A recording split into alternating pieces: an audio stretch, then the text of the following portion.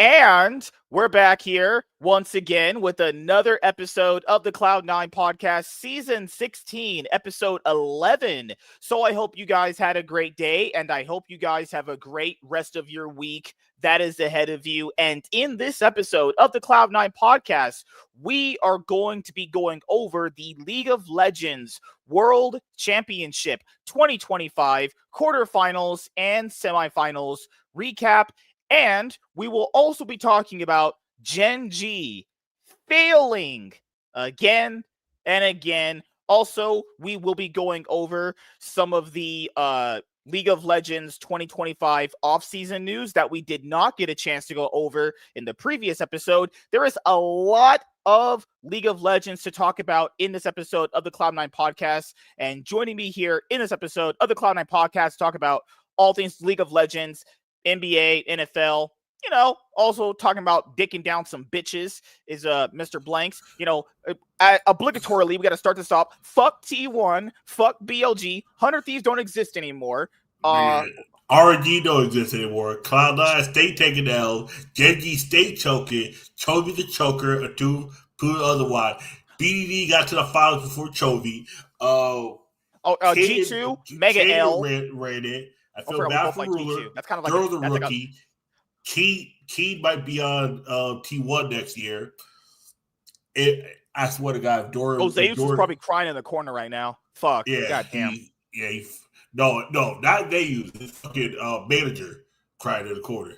Oh shit! Zeus manager crying in the corner. I was gonna mention G2L, but like we both like G2, so that's kind of like G2, a even L right there. But then again, it's like I don't LCSL, FlyQuest. Oh, FlyQuest Mega L. Oh yeah. But dude, you know what's crazy about people is like James will always ask me this, and I still get questioned about these even in that Cloud9 Facebook group. They're like, how can you not root for the region you come from? No. I'll be able to understand this though. I like Cloud9 who plays in the LCS. Yeah. I don't like the LCS. I mean, by not liking, it means I'm not a fan of the LCS. I'm a fan of just the team that exists here. This is how it is for me. I will root for the LCS if the team that's the final team is a team I like. If it's FlyQuest was inspired, matter of fact, it's just FlyQuest general. But FlyQuest inspired, I would never root for them. That's why when they lost to G2, I was like, you fucking deserved it. Whippo, this is why I gained respect for him. I still don't like Whippo, but I gained respect. He said, I threw game 2. He sure did. I threw that series. And not just game 2, he also threw game 3 too. That Renekton engage he did. Woo! He said mostly game 2, game 3. Game 2 was this. He's such a fucking piece of shit. Dude, He threw game 3 too, but that was I think he was trying to take all the blame for game 3. No, that was you Quad. You Quad had no yet. I will say this. At least Whippo put them into positions where they could maybe do something in the game. Quad was literally just straight up a bot. He straight up just ran it down. Yes. And speaking about a bot, did you see that Poro video earlier about the T1 top esports? We gotta go over a lot of stuff. Yeah. Poro was crashing out Konami. This motherfucker said he wanted to crash out harder, but he didn't want to wake up his roommate. It was like 5 in the morning. Yeah. Oh, dude. Let me put it this way. We get off last night from the stream, right? Yeah. Like 3 minutes later, it goes back to 1 o'clock. All right, cool. It's 1 o'clock now. I had it 5 o'clock. I stood up, right? I put the match on watch later because I was going to watch it. It came on. I watched the first game. I was like, okay, T1's going to win 3-1. I said I saw the first 15 minutes of game 1, and I was like, I'm going to bed. I knew that was going to be 3-0. When I woke up and I watched the highlights, that every game went so fast, I was like, damn, they must have got absolutely fisted. This is what happened. I had this stream on, right? I was like, I'm tired. I'm not going to stay up and watch a 5-game series. Right? I went to sleep. The stream went all the way through, went to another video. I was watching a video about Charlie Kirk's wife and JD Vance. That was some weird shit. And then Oh yeah, I okay. wake up toward the end and I see them two hugging each other. What the fuck? Is JD Vance fucking Charlie Kirk's wife? I'm like, God damn it, that Apparently, shit. that's just the way she hugs people. She did it to that, that Fox guy, Jesse Yeah. Waters. Apparently, she just No, that's what I touches him woke like up to, and that. that's what the guy said. Like, Yeah, if yeah. you hug someone, like, I was like, I've had a girl hug me Oh, like that. I want to That, drop you this. I yeah, bookmarked this. Maybe you could just watch this on Facebook. yeah. This is something and like I said before, when it comes to Erica Kirk, I'm not saying she did anything. I'm not saying she knows anything. I'm not saying she did some I crazy think shit. if the whole thing was like Martin Luther King and JFK, you kind of know what's going to happen to your husband, and you can't stop him. You can tell him, but it's still going to happen. It's the whole thing. You can Yeah, tell your husband not to do this thing, but he's still going to do it. It's like, yeah. you It's one of know, these things where we've seen crazy women set up their husbands to die. I'm yeah. not saying But she we did. also see women really like have no control. Oh, Like do you you, remember that one where you remember that story? It's a very old internet story. It was like 2012, 2013, where yeah, this wife set up her husband to that she put a hit on him. yeah, Then he found out she was gonna do it, and then she tried to lie and say she didn't, but the person that was gonna do it, because they caught the guy, yeah, she contacted him. That's her phone number. Like, I'm not saying that she set him up or anything, because that's crazy. But it's like, if it ever is revealed she did anything, I'm just saying, we've seen some crazy women out there do some crazy shit. for I sure. like living the life I've lived. You never you never kind of like turn a blind eye to everything. Everything is an Yeah, open possibility, unless you pretty much have like an ironclad like outlook on it, because yeah, you've seen crazy women do shit too. Like, and when women are often looked at as like the soft, sweet, innocent gender that they can't yeah, hurt a fly. It's like they would never expect you, and then never expect them to do it. And keep in mind, I'm not saying she did anything, but if it ever revealed that she did do something, I'd be like, I'm just pointing out, hey, yeah. she would have the perfect alibi. No one would suspect she would do anything given her appearance. Come on, she's pretty hot. I will say, Charlie, She's pretty. She's pretty. I'm just saying, Charlie. Hey, my dude, you got a pretty nice wife. I'm not attracted to her, but Yeah, I was like, hey, yo, if she was single and not ever married, I'd go up to her and be like, hey, yo, what it tastes like. The Lord spoketh me to say these words to you. I must taste it, thou pussy. oh my god. I will drop this. I dropped that video for you on X to watch later about Erica. Now, it is a little suspect there. It's a little suspect there. Not with like what happened, but it's like, it's a little weird Yeah, because so I never watched Charlie Kirk shows live. I just watch like the debate videos and shit like that he had with people or whatever, or we went to those tours on like college campuses.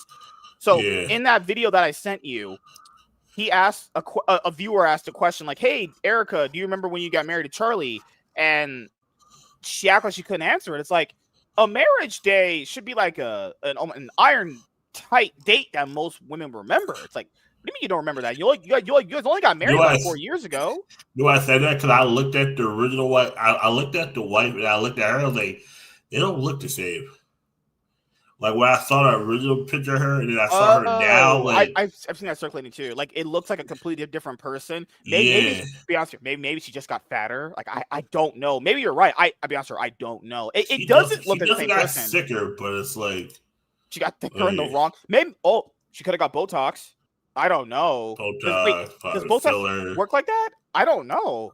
No, Botox usually like draws the fat out, makes your face tighter. But no, it's not. Hers is not Botox. Hers is more like she got sicker, but not like it's like Maybe some she kind has some of sort of condition. I've known people in life like that with those kind of conditions where they can kind of bloat up a little bit, and then they yeah. have to have like they got to go to the I doctor to get like believe. unbloated or some shit like that. But that video, you should watch it later because it's very interesting. I'm not Yeah. saying she did anything, guys, but if it's ever revealed she did have a part in his assassination, I'm not going to be surprised because women can do the most craziest shit and no one would ever suspect them because just reasons.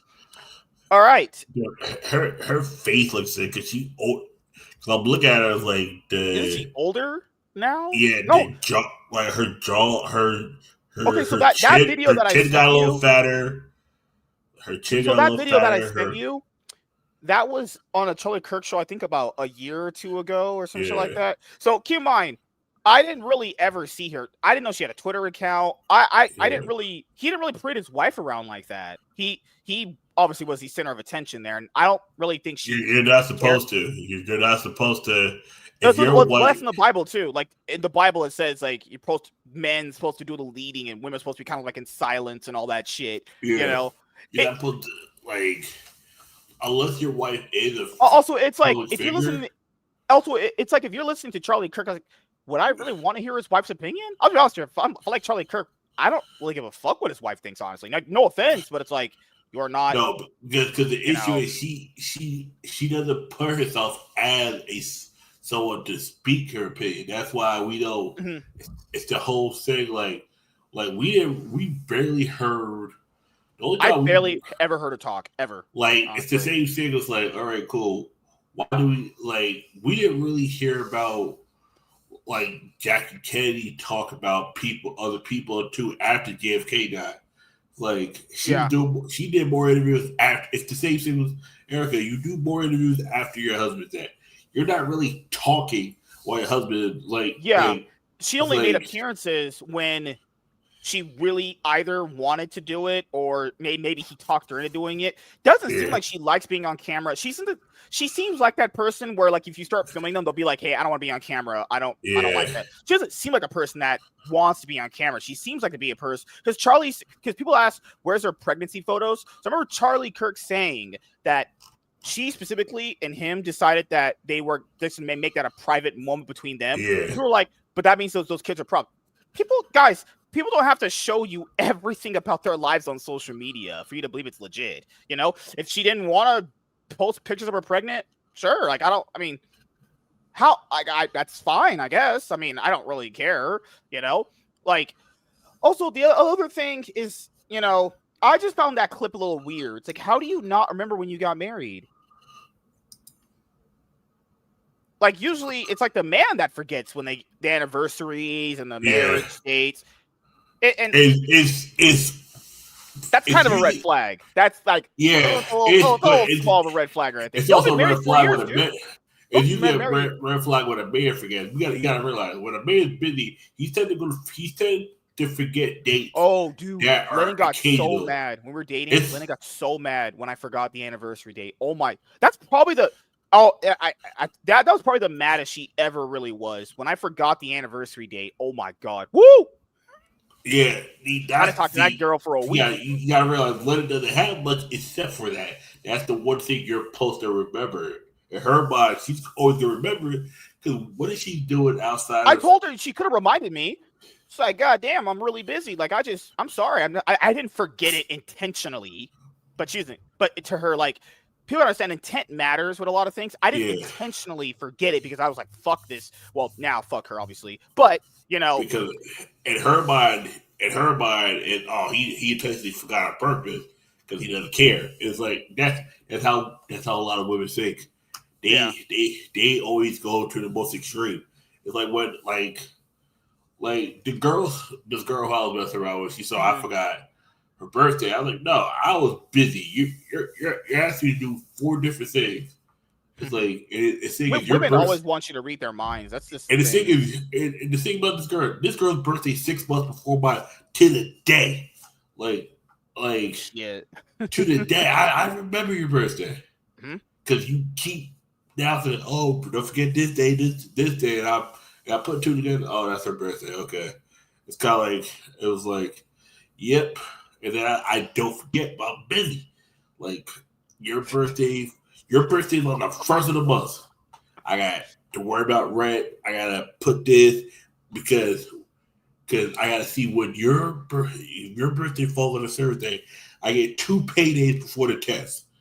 If your birthday falls on anything after the fourth, I got 1 payday and that's it. Like it's like because she didn't understand. I was like, your birthday is on the first of the month. Mine was on the first of the month, 6 months apart.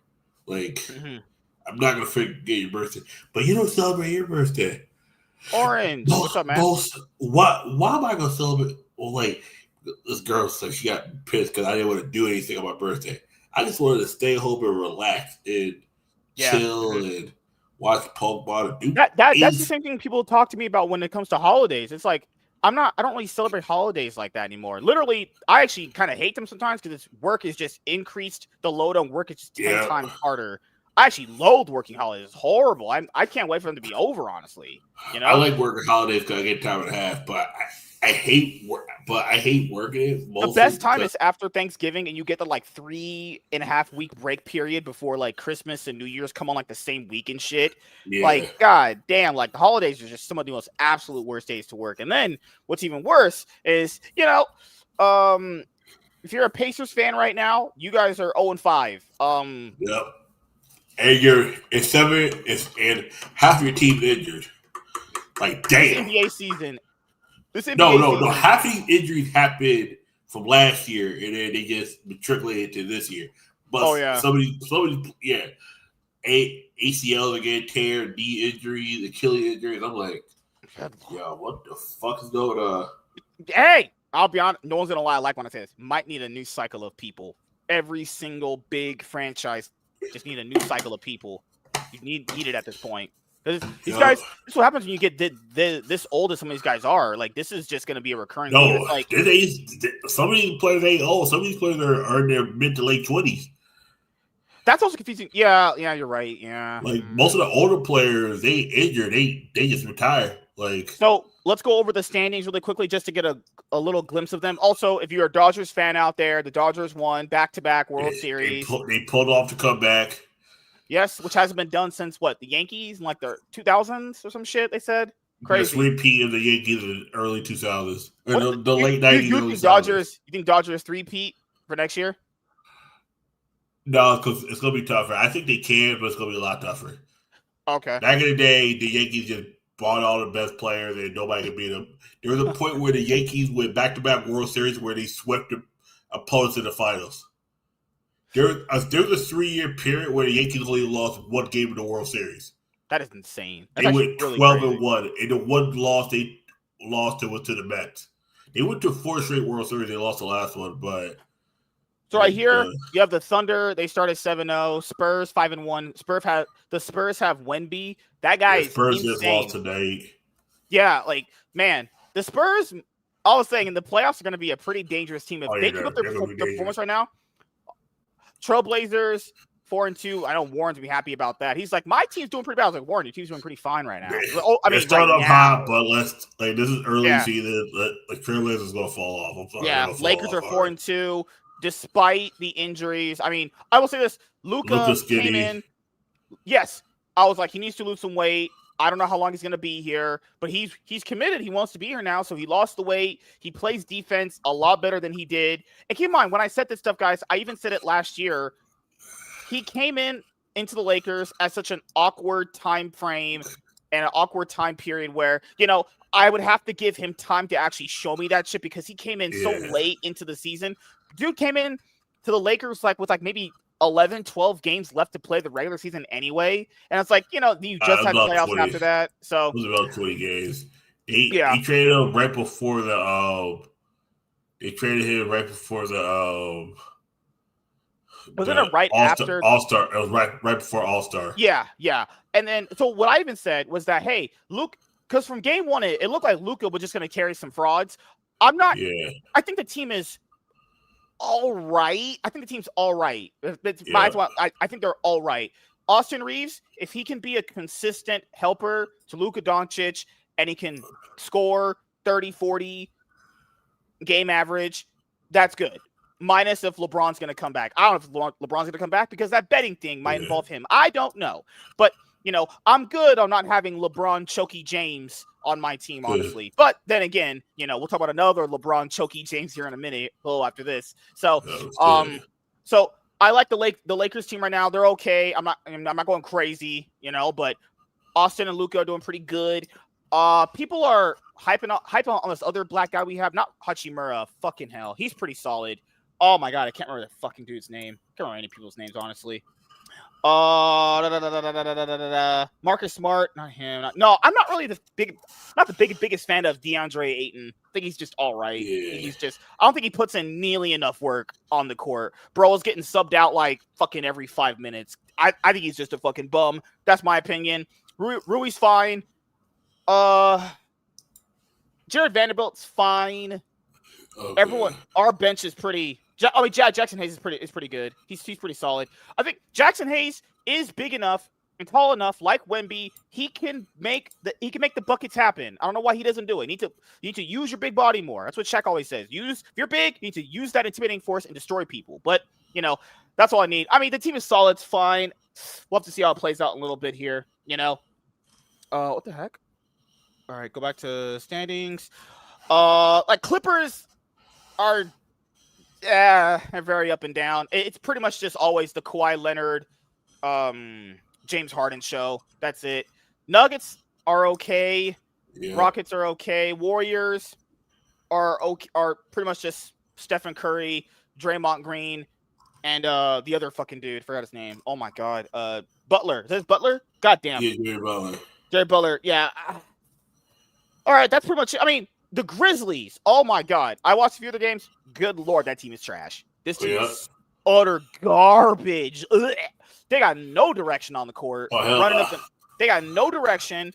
None of the players look like they like playing with each other. Don't know what the fuck they're doing. I was like, man, this team actually sucks. And the Kings went and got Westbrook because, fucking reasons, right? Yeah.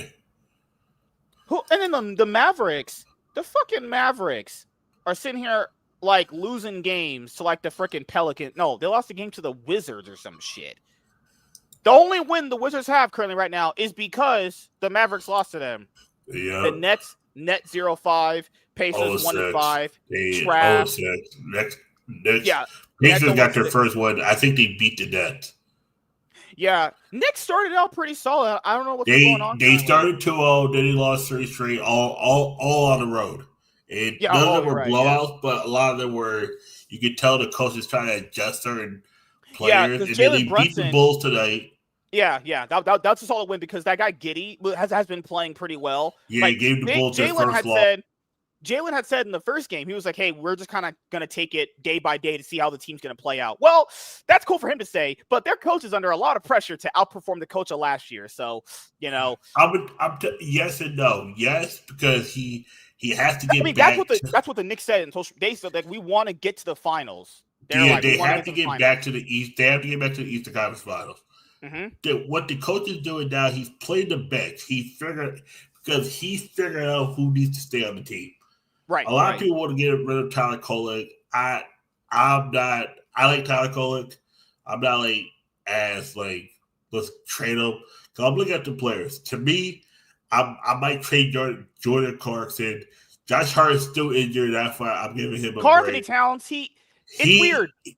When he goes off, it's really good. When he's not playing good, it's really rough. Yeah, it fucked the whole team up. Like, now he was like Jackson Hayes and he could constantly have these performances, he's not a bad player. It's not a bad player at all. But he get overpaid like a motherfucker. It feels like he doesn't care sometimes when he's playing. I get that feeling from him. Dominant presence like we need him to.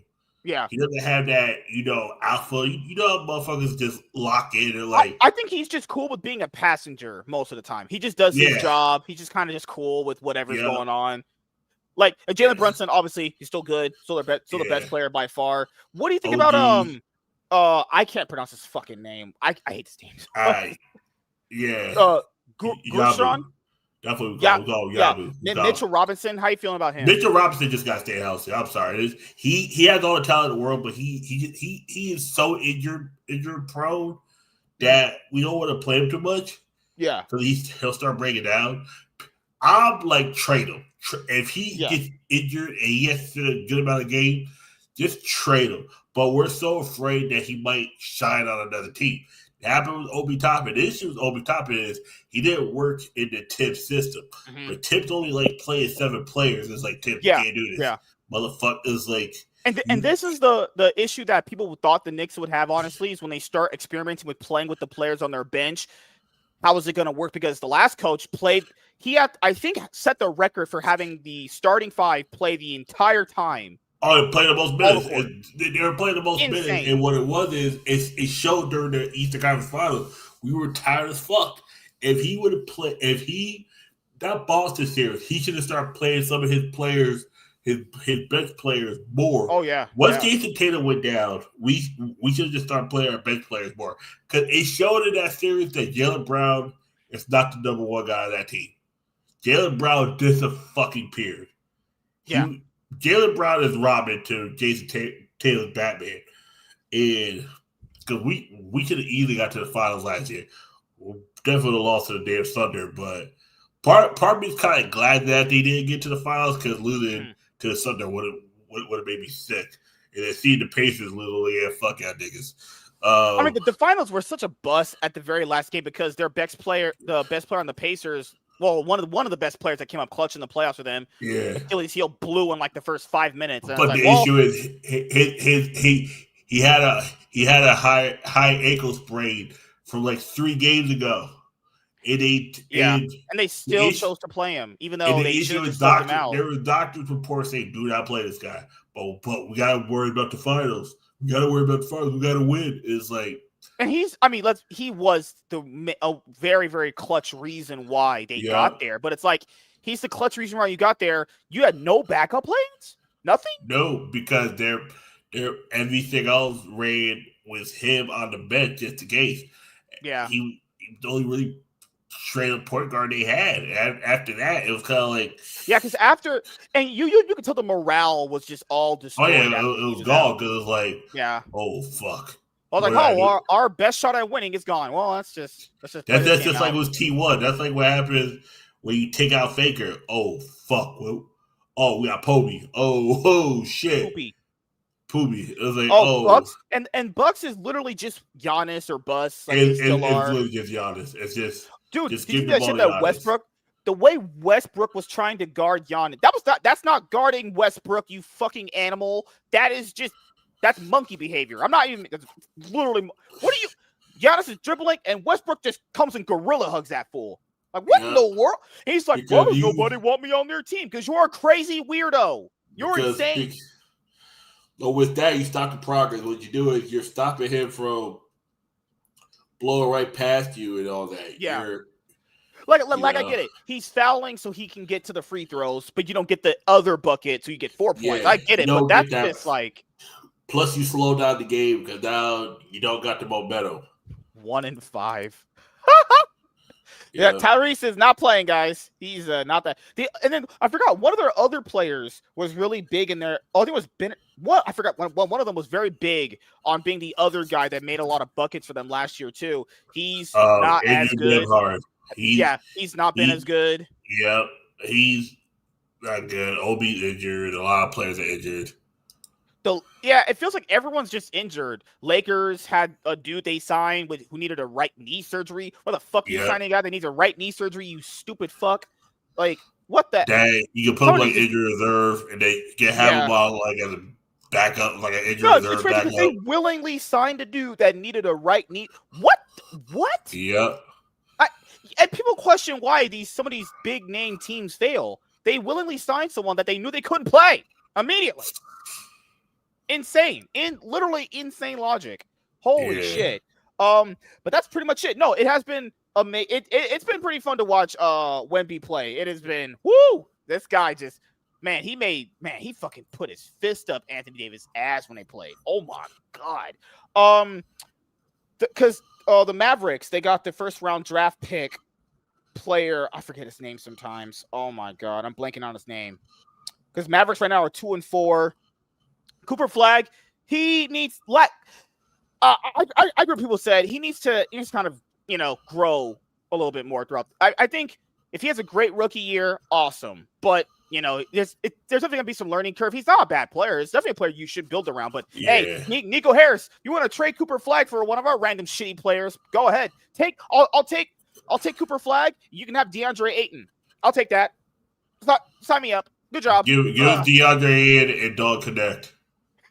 Give him the white boy for a white boy. One thing, Dog Connect off your hands. Yeah.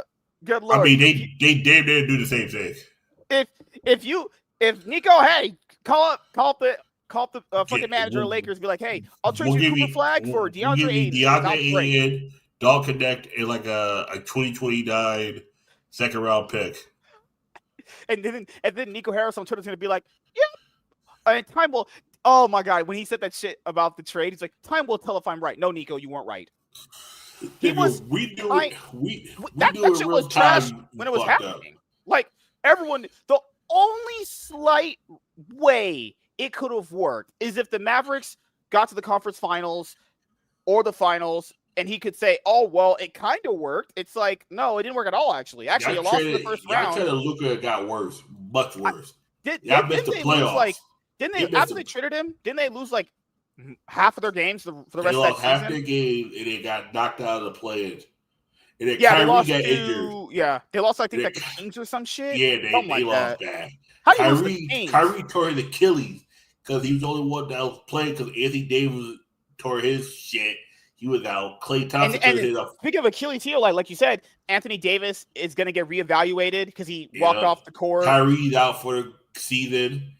Klay Thompson can't hit a fucking basket. Klay Thompson is. You want to say it? Klay Thompson's washed. He can't. He was cooked.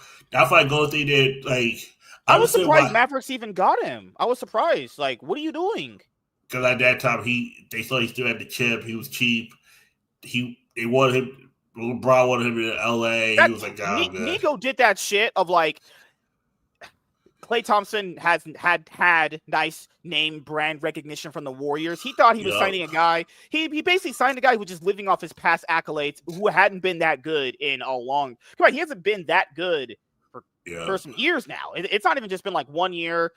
It's not been two. It's been quite a little bit of time. He's not been that level of player. And Anthony Davis is going to be reevaluated. He's not, apparently a rumor is he's not coming back to like 2027. Oh, well, no, Nico, then you really lost the trade then.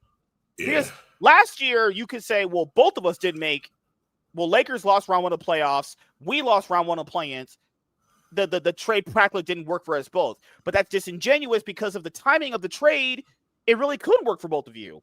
But now we really know that shit really sucked ass. That shit sucked ass in theory, and that shit now sucked ass in practice. Luka literally scored almost 90 points in his first 2 games. Anthony Davis barely played 2 games. Exactly. And Nico, when you said time will tell if I'm right, no, you are 100% wrong. That's not even the debate. Your decision making sucks booty hole. So I still will never know. Maybe Nico just didn't like. I'll be honest with you, dude. Maybe he just didn't like Luka. Maybe he just didn't like him. Because what other reason possibly could someone do that? Yeah. Because, and I get it, Luka's from Europe. They all have shit personalities. Europeans are just the worst people on this planet. Like Luka's, I'm not saying he's a hard guy to get along with, but I think what it was is, because on the other show, people like MSK, is it really just as simple as some guy just not liking another guy that they'll just tank everything? Yes. Do you people not watch entertainment? Yes. What is wrong with some of you people? Yes. People are that petty. People literally are so petty that they'll literally tank their whole life to do something that'll hurt someone that they don't like. It's just that simple. Don't forget they got new owners. The new owners wanted a big splash. Yes, and part of it, you trade Luka to the Lakers. It was like, and that it was only to him. And don't forget, Nico is cool with Rob Pelinka. Where did Nico Harrison work at before he became the GM at Nike? Who was Rob Pelinka's who did Rob Pelinka represent as an agent before he became the Bronny sucks ass. Yep. What's crazy is Nico realized that I think he's just a serial choker. I think he's not a choker on like, I would say like in a way where when he gets on the stage, when he gets on the court, looks like he just turns into a shell. Looks like he just can't properly function with that many people watching him, with that many eyes on him. Even like earlier in the year, remember before the season started, they had that like cup for like the backup team, like the secondary, the benches, where on the bench people got a chance to play and shit like that. Or like some of the rookies they brought up. He still couldn't play good then. And that was not even near enough people in the stadium watching him. He couldn't even perform with a crowd of maybe like 200 people watching him. I think he legitimately just can't perform very well when that many people are watching him. It's not that he's truly just dog shit. I think he looks worse because he just can't function with that level of pressure on him. Also, if you talk about pressure, he is LeBron, who's called the GOAT. He is the GOAT's son, so there's even more pressure on him to perform. You know, the Choky James Jr. Oh no! You know the issue is too. He had a heart condition. They came out of college early. He should have stayed. Yes. LeBron James is the definition of a player who should have stayed in college all 4 years. But did you see the video of the late Lakers? I don't know if you watched the video the Lakers put out, but it was when JJ Redick was having to do like the drills and shit like that. Yeah. Bronny was featured in like one part of it, and it just looked like JJ was like, "Damn, why did we ever sign this guy?" Yeah. Oh shit, that's hilarious. Oh god. Because JJ Redick, the podcast, was the star player on the team, or he did.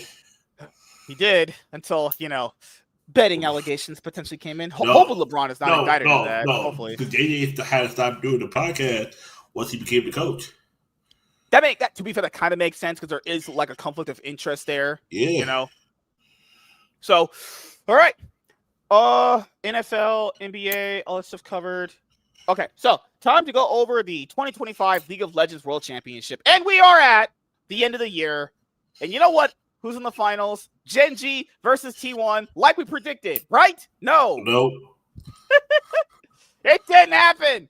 Choky James did it again. Now, before we get into GenG, we'll have to go over these matches in a little bit. I will just say this. World produces some of the worst narratives to ever exist. LPL regressed. I'm sorry. God damn, they regressed. And it's just actually insane, just the level of narratives that come out of the Worlds every single year, where you can clearly tell people do not watch the rest of the year at all, and they just only watch Worlds. Now, if a casual does that, that's fine. But don't say you know what happens and then you just lie. I caught someone in 4K lying. Just lying. I bookmarked that tweet, you fucking dirty, stinky bitch. I know your mom's pussy stank. Oh my god, this nigga just straight up lying out his ass. Like, bro just went on the internet and was like, I'm about to just lie to people. I'm not even telling the truth. Like, god damn. This lie was so unbelievably bad. I was like, bro, there's no way you really believe that, because that just didn't happen. You know that shit didn't happen. I'll show you guys right now. This motherfucker's name is E. Not Jody's E. His name is like Ethan or some gay shit like that. If your name's Ethan, KYS, bitch. Oh shit. God damn, going off on these pieces of shit tonight. Okay, keep in mind, I'm not arguing MSI. I'm not arguing the double elimination argument. I'm not arguing any of that. I just want to make sure I clarify that. I'm not arguing any of that. What I'm arguing right now is that people like this lie out their ass and then contradict shit they don't even know because they didn't watch the I saw this shit. I was like, wait a second. Let's read what this fucking FAG said. Because I misread this at first, and I had to reread it. I was like, this nigga just straight up lying. Let's read what this fucking loser said. T1 would have won MSI. Automatically false, because if MSI had a single elimination bracket, which they used to do, T1 would have been knocked out by GenG, because GenG played T1 in a very, very... GenG T1's best fights MSI were absolutely amazing. T1 lost a really hard fought. That game 5, they straight up should have won. I don't know what their brain... Faker threw his brain out in that fucking series. But another point. So, if MSI had used the same bracket they used to use, like Worlds has, T1 would be out. Because that's how that would happen, right? So that's automatically just a fucking lie. That's just a lie. Like, how in the world do you people get on Twitter and just type out gay shit like this? Oh, I would just love to suck you off, Faker. Oh, yeah, Faker. Nigga, you just straight lying. You're lying. Oh, my God. How do people lie like this? Just willingly. This is a lie. This is a fucking lie. I will show you people right now. You're like, show me proof. I'll show you fucking proof, you fucking losers. Oh, my God, I'm so triggered by people lying like that. Literally defeating their own arguments and contradicting themselves. Oh my God, you people are fucking stupid. Here, if MSI didn't have double elimination, T1 themselves would be gone. Let's look at this, okay? Let's look. All right. GenG and T1. Let's pretend none of this is here. And we just went through this right here, this top portion, right? Oh, god damn, GenG versus T1. Oh, shit, T1 must have sucked ass, apparently. And they got... What do you mean would have won MSI if it wasn't double M? What the fuck are you talking about? I know your ass didn't watch the games. Keep in mind, you didn't have to watch the games to even know if that happened. You could just look it up. Yep. What the oh, you can't be this dumb. Your mama should have swallowed the fuck out of your fucking semen. Oh my god. Jesus, the service birthing you in the world. Double eliminations gives teams that choke a second chance. Oh, that's pretty fucking funny that T1 needed that second chance to get to the finals again. Oh yeah, T1 sure needed that second chance. They would have been out if MSI had the same format they used to have back in the day. They would have been out. They would just, people would say, we're going to play better on that day. And blah, blah, blah, blah, blah. Oh yeah, sure. All right, cool. By logic, GenG's just better than them on this day, right? T1 needed that second chance to almost beat GenG again. Keep in mind, these are great series. I'm not saying these series were unfun to watch. These are amazing. Yeah. But how the fuck does someone just type this shit and just lie? They did that. T1 fans, I don't know what T1 did to people. They produced some of the dumbest people to ever live on this planet. This guy just contradicted both statements and actually said this as if he knew what he was talking about. T1 would not have won MSI if it was single elimination because it would have got knocked out by GenG. Also, the same thing would have happened to them at MSI 2023 when they faced JDG in that other match, which was the best match of the year. The best match of that year specifically. JDG Super Team was 2024, right? 2024? Yeah, 2024. Yeah. No. The best match of the year was that MSI match they had. No, 23. It was 23. Yeah, because Ruler had fucking to do with the Gals bullshit in 2024. Yeah. The best series of 2023 was JDG versus T1 at MSI. Changed my mind. That was the best series of the year. That shit was just, oh my god, I'm coming, Guma. Coming. Oh, so good.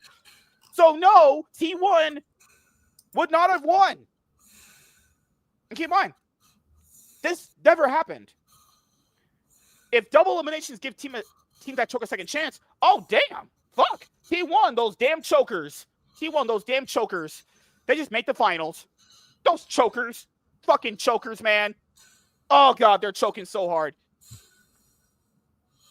Logic of people I deal with on this planet just astounds me most of these days. Yeah. Some days I wonder why we have this world championship when people are so fucking retarded. They say shit like that to me on Twitter. People literally think that EU is better than NA because G2 made top 8. Okay, just point it out here. EU, for the first 2 days of that for this world championship, could not win against anyone else. They had to face each other to even get a win. Let's put that out. And factually speaking, MCoy finished the same spot as FlyQuest. Yeah. G2 got ass Diddy booty raped by Top Esports. Yeah. That's the same shit that we talk about on this show that NRG went through when they faced Weibo. Oh, congrats. Riot gave you a fucking... Woo. NRG got booty gape raped by Weibo. Yep. So I don't know what this logic is with European people. What I think, I am G2. I root for G2 in the LEC, but let's not act like Europe is that much better than NA. Come on, I don't give a fuck what NA does or Europe, obviously, but let's kind of just tone down our level of bias here and understand that you got to team out because G2 faced FlyQuest to get out. People said they weren't even good. They didn't even have a team function. People straight up said we weren't even a team. G2 almost lost to that. Yeah. They weren't even a team. They didn't like each other. It was over. What are we talking about? Oh god. Okay, so I figured out the reason why Riot won't ever run double elimination at Worlds. 1, venue cost. It most likely is venue cost. So it is. I can almost guarantee you guys much cheaper to run a venue all the days through the week than it is on the weekends. Obviously, weekends cost for a venue would be exponentially higher because weekends they got the big games and shit there for whatever happens in specific places, obviously, right? Oh, so let's also look at another thing that happened with this World's different from the last one. This And World also, Championship. my opinion, All right, go ahead. it would cheapen it because Worlds is the pinnacle. It should be you need to bring your A game every day in order to play at World. You should get bailed out because you decided to troll draft. You know what I'm saying? Oh, I don't think they think about that at all. I think they genuinely just want to save money by having the venue just run it all. Because then again, they never did this for any other World Championship but this one.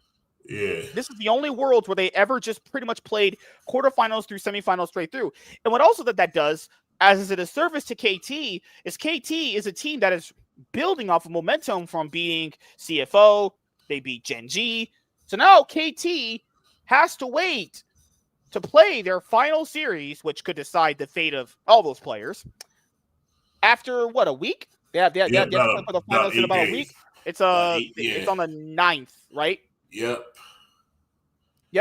So I was supposed to go to a watch party in New York at like 2 in the morning. I was like, yeah, I think David's having one. I was like, fuck, because I got a pre-release that same morning. I'm like, you can do enough pre-releases, man. I got another one. Hey, man, I'm not oh my god.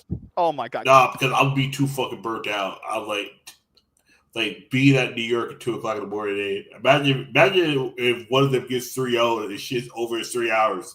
So I will say this. And I'm gonna we're gonna go over every match, obviously, but I want to do the finals really quickly because it goes into what happened at World 2023 when it involved T1 versus JDG when people said that's the real finals. If this is a blowout, let's just say T1 walk on stage and they just completely fist them. And it's a 3-0, fastest finals.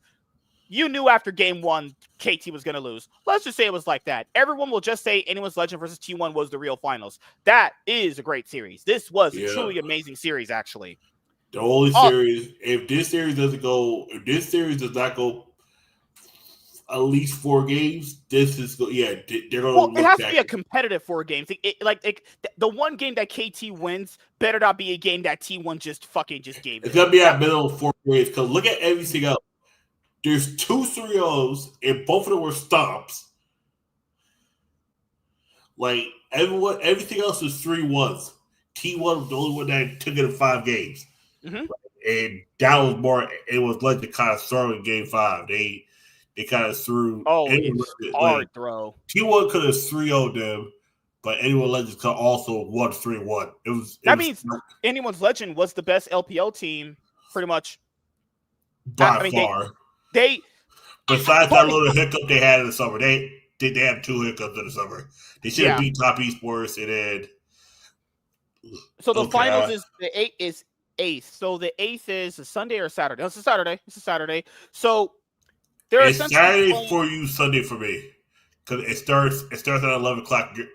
Oh, 23 is 11. Yeah, you're right. Yep. So KT has to wait. What, 7 days to the finals now? No, 7 days. Both of them were waiting 7 days, but KT's waiting a clear 7, while T1's waiting like 6.5. So the problem with finals is people don't actually know these things until the final match is over. Apparently, because this is how retarded. I don't know if this is a rule, but apparently the teams on the opposite. So like, if you're the last 2 teams, you can't scrim each other, which I think is stupid. But whatever. Like. So I don't know who's going to scrim KT. I don't know who's going to scrim T1. Most teams are done at the tournament. The LPL teams that didn't make the tournament they're waiting on rosters to change. So we're going to come into that's why most finals for League are pretty jank. Like most of them are not that good because apparently I don't know if this is a Riot made rule. They can't scrim against each other because most people say, well, why didn't they just practice against teams? If they're not allowed to, then I don't fucking know. Or maybe the teams don't want to share strats with either one or share what they're going to play. It could be a team thing, could be a Riot thing. So we know I guess I'll say this with like 50% certainty, they aren't going to scrim each other. Right? Yep. So who the fuck they're gonna play? I have no clue. I have no clue to play. Maybe there might be some challenger teams that'll they'll play. Maybe G2 will get some pity scrims against KT. KT's like, you know what? You are pretty bad, but let's we gotta do some warm ups. We gotta practice our fundamentals. Maybe G2 warms up against T1. Who knows? I think G2 already flew home. I think G2 flew home Oh already. shit. Oh, you don't have G2. God damn. So yeah, I'm about to say because a lot of these teams might have already flew whoa, home. I aren't they know. playing in China? They could play BLG. Oh wait. BLG's been gone. They probably already blew up the team after they left. Once they didn't make top 8, they probably fired everybody but mid. They probably just like pack up your lockers. You're done. So I don't know what the quality of this finals is going to be. KT could do what DRX did that everyone said happened in 2022. Yeah. I mean, it's possible. It is. Based on what is happening, yes. Everyone will have with DRX. T1 was clearly the best team. Right. And DRX were upset. Yeah, because with LCK, it could go any way. Yeah. With this, this doesn't feel like this because T1 was the weaker team at the moment, but they knew they could ramp up. And you knew KT was a good team. This doesn't feel like 2022. This feels like 2017. This feels like two equal teams, like telecom wars. That's when this should go 5 games. If this doesn't go 5 games, I'll be disappointed. I also wanted to point out here that people think just because that your team made the finals that you were all the best players. This is the most. And keep on, this is not just only known to League fans. People that constantly think just because that team was in the finals that they just all the players objectively just played the best. No. What if they were just hypothetically, not to say they were the best? What if they were just all just relatively good, and that's the reason why they got there? Why is that if you just make the finals, you were automatically the best player? Like, what the fuck logic is that? It's actually just crazy. But if KT win, I will have to call Peter and Duckdom a world championship bot lane. Oh Lord, no. Yeah. I want BDD to win because T1 winning also makes sense too. BDD's been playing I've remember this guy's first ever season back in 2015 on CG Intis, and he's been through the ringer. He was with KT back in 2023 when he had to deal with that Lehens bullshit, Yeah. And where they picked T1 when they shouldn't have, when they're wrapping up, but you don't do, and they lost, and they pretty much just that snowball effect. They got T1 versus Weibo in the finals. That was the most motherfucking lopsided. Goddamn. Thank God for KT, right? Good Lord. To this day, well, I went back and watched all the World Finals. You know when they have it on Twitch? Replays? Yeah. I watched all the World Finals. Besides 2017 was kind of 2017 was lopsided, but it was competitive in a sense. There were some games where T1 could probably won. If you're asking me, because I never watched season 2 finals because I think that's when Taipei Assassins won. Yes, that was a weird one. If I'm going by modern finals that I've watched, I think the very first truly competitive one was the first Samsung Galaxy SKT finals. The one because that was actually the first finals to actually go 5 days. Oh, the 2016 or 20? Yeah, 2016 was good. 2016 one, I think, was the 2015 was kind of like a slog fest. I was like, okay, but it's just SKT was gonna win. Yeah, that. Yeah. 2017 was like, oh shit, okay. I think 2018, the best finals will always be the 2016 one for a lot of reasons. Just for me, 2022 was like that. 2022 was very good. It was very good. Cinema. That was cinema. 2021 was good too. I think the problem with 2021 is that it was in a time period where you couldn't have a crowd. If you had a crowd, that's what puts it down for me. It's still not. But if we're going about just straight competitiveness, no, 2021's Worlds was finals was really, really good. Yeah, 2020 was good. 2020, who was that one? Oh, that was Suning versus Damwons. Yeah, that was a hard. That's pretty much a stomp there. Yeah. What was it? 2023. What was 2020? No, 2023. That's a fucking wash. No. 2023 to me is the worst. That one, you know who's going in, who's going to win, and what was going. how many games it was going to take. Yeah. You knew that. The 2024 one was last year's finals was really, really good. That was a fucking banger. Yeah. That was like the 2018 one. That was like I knew Fnatic were losing. That was horrible to watch. That was trash. 2019's for G2s, albeit G2 did get pretty stomped. Those games were pretty entertaining. FPX kind of winning was that felt like bittersweet because after that FPX didn't do anything else with the org. That was one of those where it's like LPL too. That's like one of those you go back in time and flip the thing. I wish you could. And making that G2 wins because like FPX just felt weird for them winning and then they just disappeared after that. It was like they made a comeback at 2021 Worlds when they had a Naguri, but they crashed out in groups because they had roster issues and shit like that. Like I feel like them crashing out at Worlds 2021 really just it's like that was the final. Like what happened with BLG this year. BLG just crashed the fuck out. There's so many teams I just want to roast. It's just like I'm gonna wait till after World end before. Yeah. Also, so BDD is the only player that I would want to win for KT because I think he's been a great player for a long time. It's crazy. I remember. I'm not gonna name names. Not you, but I know I'm not gonna name names here. I remember back in 2020 when I think we had the show, and I said BDD is one of the best mid laners ever. And I know some motherfuckers on Twitter who disagree with me. They were like, "You're lying. He's not that good. He's blah, blah, blah." y'all flip now and saying he's the best. Yeah, fuck you. He was on GenG, and I was like, this guy's pretty fucking. It's not his fault they're losing. It's Clid, and we had Clid, who was just a fucking lunatic, honestly. Yeah. Also, they had Rascal in the fucking top lane too. It was insane. Oh shit. Good lord, Rascal was so trash. But T1. So T1 have a chance to get that even world championship. Keep in mind, they always have to win that extra one because they lost to DRX. Had they not lost to DRX, they'd have 7 world championships, apparently, if they win this one. But T1 could win their 6th world championship. Faker will be a 6-time world champion. Oh my god. I hate this timeline. But then again, James told me that T1 wouldn't even make top 8. James, you guys' buddy, friend. I like James too. Hold that out, motherfucker. Argued with me in his car when he gave me a ride home. He was like, T1's not that good. I was like, I know. I watched the games. I know they're not good. But T1 at Worlds is, I literally said this word for word. T1 at Worlds is just a kind of a different team, and they just kind of play better at Worlds. He was like, T1's not making top 8. James, that's where he fucked up.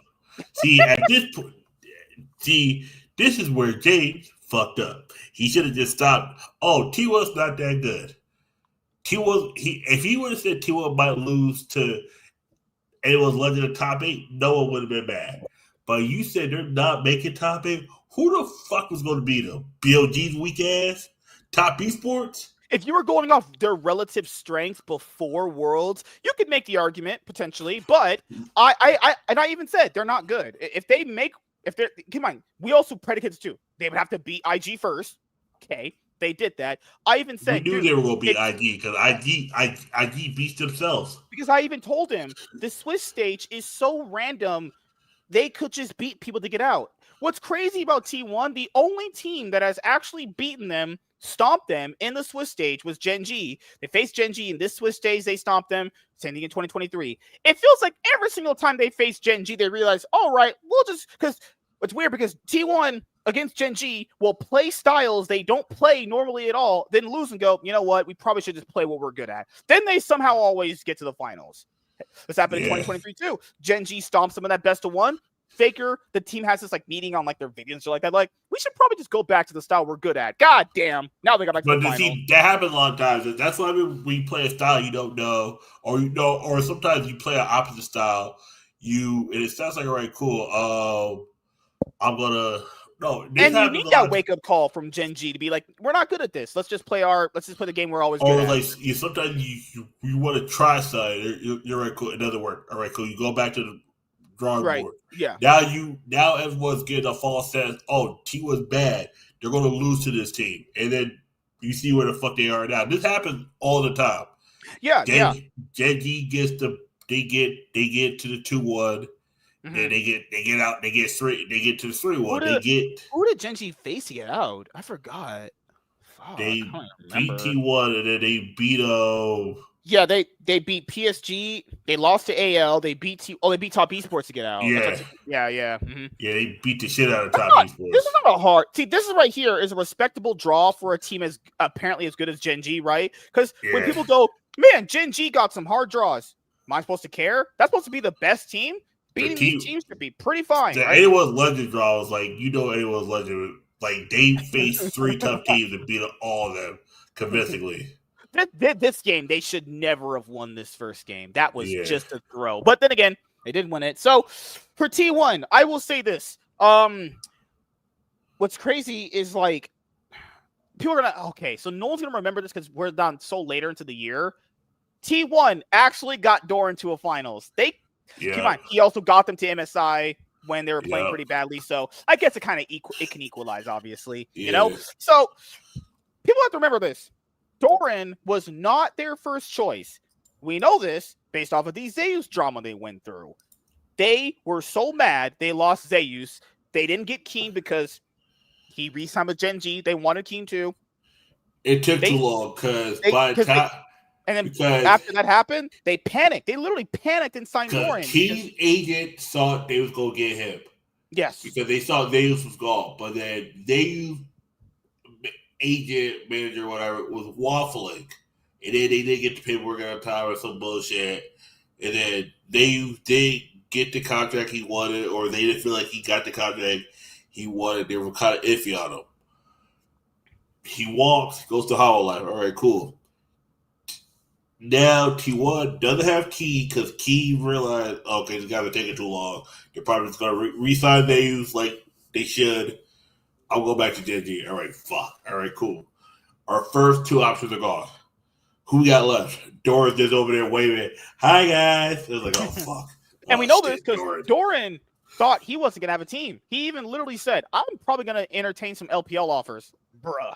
Yeah, hey, that's happened all the time. I was like, I was surprised when they called me. I was like, and he had to entertain offers because he didn't think that he could get a spot after losing in quarterfinals last year to BLG. And keep in mind, he was what's weird, he was the weaker link, but he was a reason why that he beat T1 and some of those other previous series during that year too. No. T1 did not sign Doran because they genuinely thought he was better than Zeus. We know this because of the drama that happened between Zeus and T1 having that massive fallout. So I don't want to hear people saying, oh, you wanted Doran as your fucking top laner, you lying sons of bitches.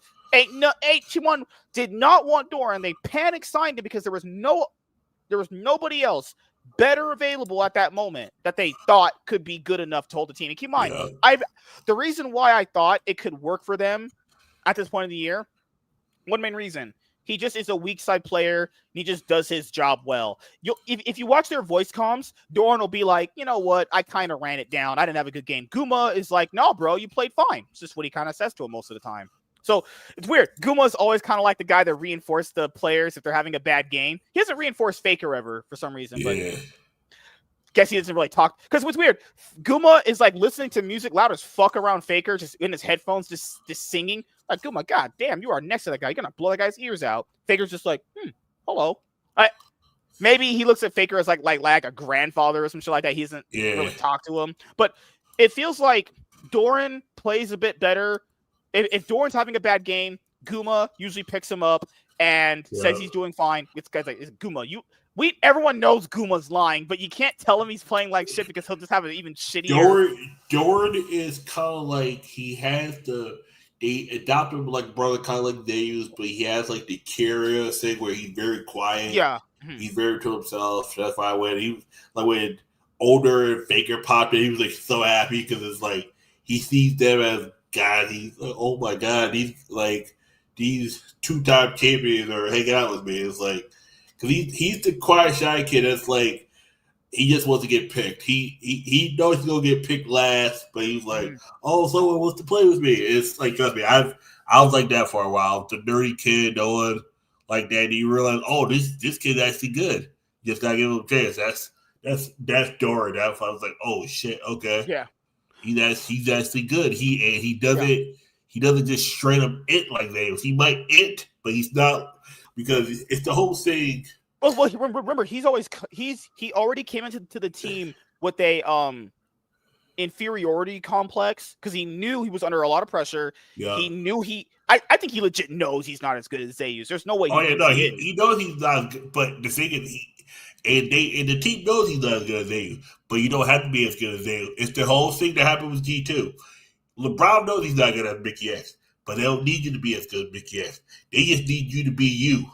And they need you to do your role. They'll give you a role, and I need you to play your role. That's it. You don't need to carry. You don't need to carry. If someone thinks that Doran was brought on, even if it was a panic decision to sign him as a carry, I don't know what crack you smoke, but you must smoke the crack that Diddy smoked. Because this is what they're gonna look at Doran. It's like, hey Doran, we need you to be this. All right, cool. We need you to do this. All right, cool. It's like, all right, cool. He's the Swiss Army knife. He's not like they use where it's like, oh, hey guys, can I play Jace top? I was like, what the fuck? Jace. It's like when Mickey X kind of like, I would have played Rel bottom and engaged. I was like, Mickey, no. Every time you play Rel, you it. It's like LeBron's like, hey guys, what champion do you need me to play? See, the issue is with teams like those, you don't need a Davis or a Mickey X. You don't play, you know they're great. But the issue is they're someone also want to be the leader. It's like we know who the leaders on G2 and T1 are. The middle leaders. Yeah. Baker and Caps. Like Mickey X was with Caps when he won MSI. That's when Mickey X has that, gravitas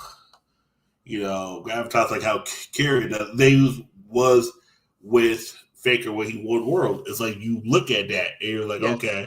But at the same time, you think about this. In the last 2 years, G2 took off Mickey X, got LeBron, and got further with LeBron than they did Mickey X. Think about that. LeBron helped you get top 8. LeBron. We said LeBron was a bum. We said this motherfucker can't play. I will still say this. Mickey X is a better support than LeBron. But LeBron fits. It's a matter of circumstance too, right? Yeah. Because even just that top esports series we just saw a few days ago. Woo! Damn, LeBron, you is just bad. Sorry, but bro. Mickey X might have made it worse. Because God. we That's the problem here too. It's the same thing that you just said there. I don't genuinely think G2 thinks that Lebrov is better than Mickey X. Keep in mind, they apparently wanted Paris over Lebrov. Lebrov was just the only available option they thought was good enough to sign. Yeah. That was it. Yeah. Keep in mind. Going off of just Doran. I mean, hey, and guys, when I say this on Twitter, this is a joke. I don't genuinely mean and feel that T1 looked at Doran and said, we can fix him. They looked at Doran and went, oh shit, he's the best available option. That's all we got. Yep. When I say that other thing, I'm joking, right? But it is crazy that pending on this week's results coming up, I will call Doran a world champion. Yeah, either Doran or BD or Perfect. We're either going to call Perfect, Doran, Dekdom, Peter, Cuz, or BD world champions. Kobe has still not been to a finals. Like, what world are we fucking living in? You know what's insane about this? Dekdom is going to be a world champion, potentially. Potentially, yeah. Peanut, guys, has 0 world championships. Uzi has it, 0. Yeah. Uzi, come on. Also, Piosik is a world champion over Peanut. Just keep on. Piosik and Kingen are world champions over Keen. Yep. Kingen is a world champion over Keen. Kingen, who played one tournament his whole career just fell off the fucking face of the earth. He just ends his life on Nongshim right now. Yep. Like how GenG just banished Lehen to Nongshim. You entered us last year. Leave. Yeah. All right, so we probably should go over a lot of these matches. And what was a GenG for last with the KT series? So, anyone's Legend versus T1, that's the best series of all of these potentially, even Yeah, pending on the no, world's final results. yeah. Just Even if World Finals, that this one had the stakes. what's This crazy is one that was at MSI, that also went 5 games in T1. I mean, they still won it even at MSI. Also, the same. Anyone's Legend, that is what I said IG should be to them.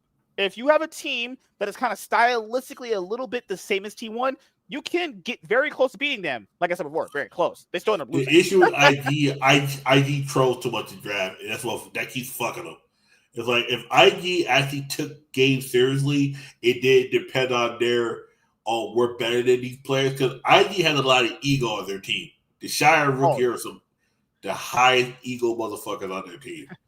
Like if like honestly, top esports could have easily not made worlds or BLG. One of them two could have just not made hey, man. worlds. If RNG is leaving the LPL, I might just become a resident JDG lover. You know, just gotta go Yeah. team JDG.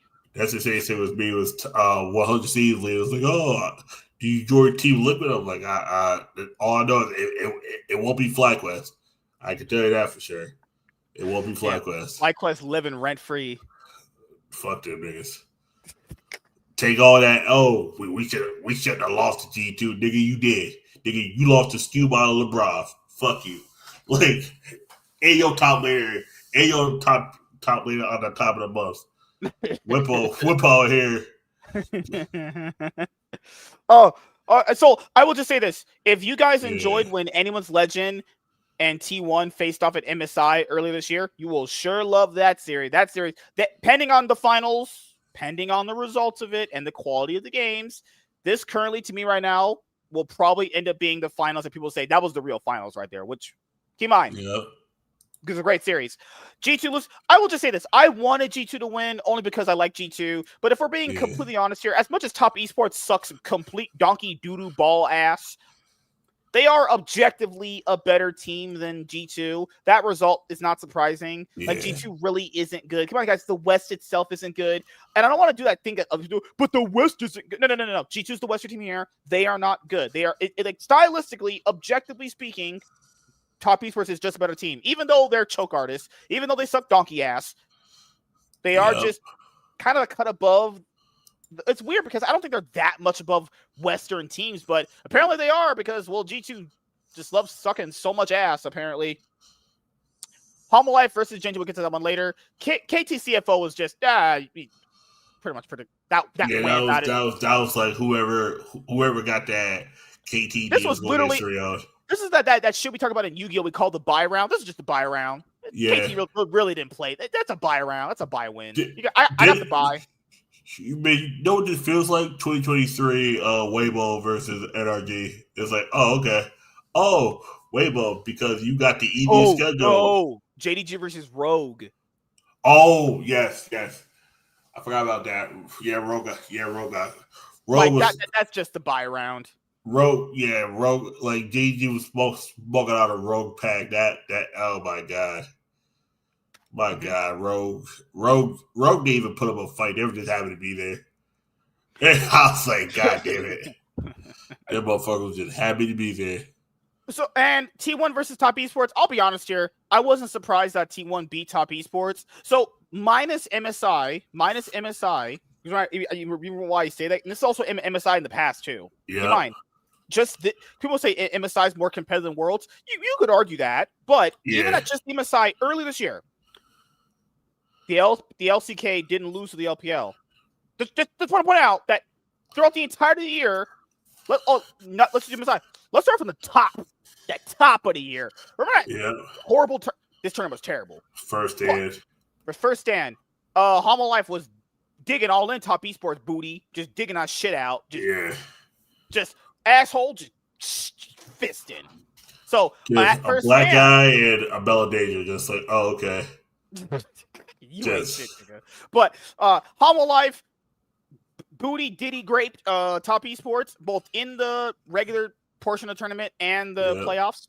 3-0, clean sweep, get the fuck out of here. Make Top Esports even swap their support. Come on, Top Esports swap their support. because they lost to Homo Life that bad. They actually lost so hard. They're like, what was it? Chris. It barely made it. If it wasn't for T Liquid, like not having a brain. And then MSI comes. GenG, not GenG. Fucking hell. Oh my god. So T1 beat Anyone's Legend in the lower bracket. Then GenG beat Anyone's Legend. I remember that. GenG beat Anyone's Legend. And then hold on, let me make sure Anyone's Legend beat BLG. Then Anyone's Legend was because I know T1 beat Anyone's Legend, and I know GenG to get back to AL. the finals. Get back to the finals because GenG beat him in the top, and then they beat him in the bottom, or they beat him in the grand final. Yeah. So LCK win here. Yep. LCK win here. I forgot about this one. Oh my god, I remember this one. I root for both of these teams. I won a 5-game. BLG did not look like they deserved to be there. I was like, what the fuck is BLG going? Once I saw this game, I was like, my pick'ems are screwed here because in this matchup, I chose BLG. God damn it. No, this is where I fucked up. I don't know why I chose BLG. I should have went. So how many series was that? So they played. Okay, so I think Homo Life played Top Esports 2 times in the regular portion tournament. 2-0. Played them in the playoffs, 3-0. So that's 3-0 for that's just 3 right there for the LCK. Then at this tournament, GenG beats Anyone's Legend. All right, so that's 4. Yeah. Okay. Then T1, I wouldn't call that a series. That's just target practice. That's 5. Yeah, that's 5-0. Okay. Then T1 beat Anyone's Legend to make the finals against GenG. 6. That's 6-0 right there. Okay. At EWC. Oh my god, it was okay, so let's go to EWC. I kind of forgot what happened. So I know Anyone's Legend beat T1 then, but I'm pretty sure it still is pretty lopsided. Anyone that was the only loss at LCK team. They lost I think so, yeah. Yeah, Anyone's Legend beat T1 like convincingly. It was like a 2-0. That was like one of those like you could tell T1 was like tired. Okay, so that was convincingly. These are best of ones. These are BO1s. These are the qualifying matches, and then okay. So let's go LCK. Fly T1. Yeah, like this is what I knew. So it's Anyone's Legend. They beat. This is the best of 3. So Anyone's. So what did we say? 6-1. That's one match they won there. So Anyone's Legend beats. It's only Anyone's Legend carrying these fucking whole region. Good lord. And then they beat T1. So that's 6-2. Yep. And then GenG beats Anyone's Legend in the finals. GenG could have 3-0 this. GenG trolled 2 games. And Canadian troll game 4. Did not matter. I'm telling you why it did not matter. That game 5 draft from Anyone's Legend is the reason why I knew they could not win Worlds. I went back. How much is that? What's that? 7-2? God damn. And then I went back and saw the LPL casters. They was like, "Oh, this is the draft they would have picked for Game 5 regardless." That's it. That's what I realized. And it was just don't troll. They just don't know how to draft well. I'm like, oh, and they put Tarzan on some bullshit. I was like, yep. And then as soon as you said don't trust Tarzan in the pressure match Game 5, I was like, yep, everything's not wrong. Fuck. I saw Tarzan Game 5. I was like, yep, GenG got this. 3 minutes in Game 5, I was like, nope, don't even need to watch this. GenG's gonna win this, and they do. I was like, GenG gotta stop trolling. They just 3-0 the motherfuckers, man. Like, don't bring us to 5. About GenG throughout the year playing with their food a little too much. Yeah, that was always a big problem. Playing with their food too much.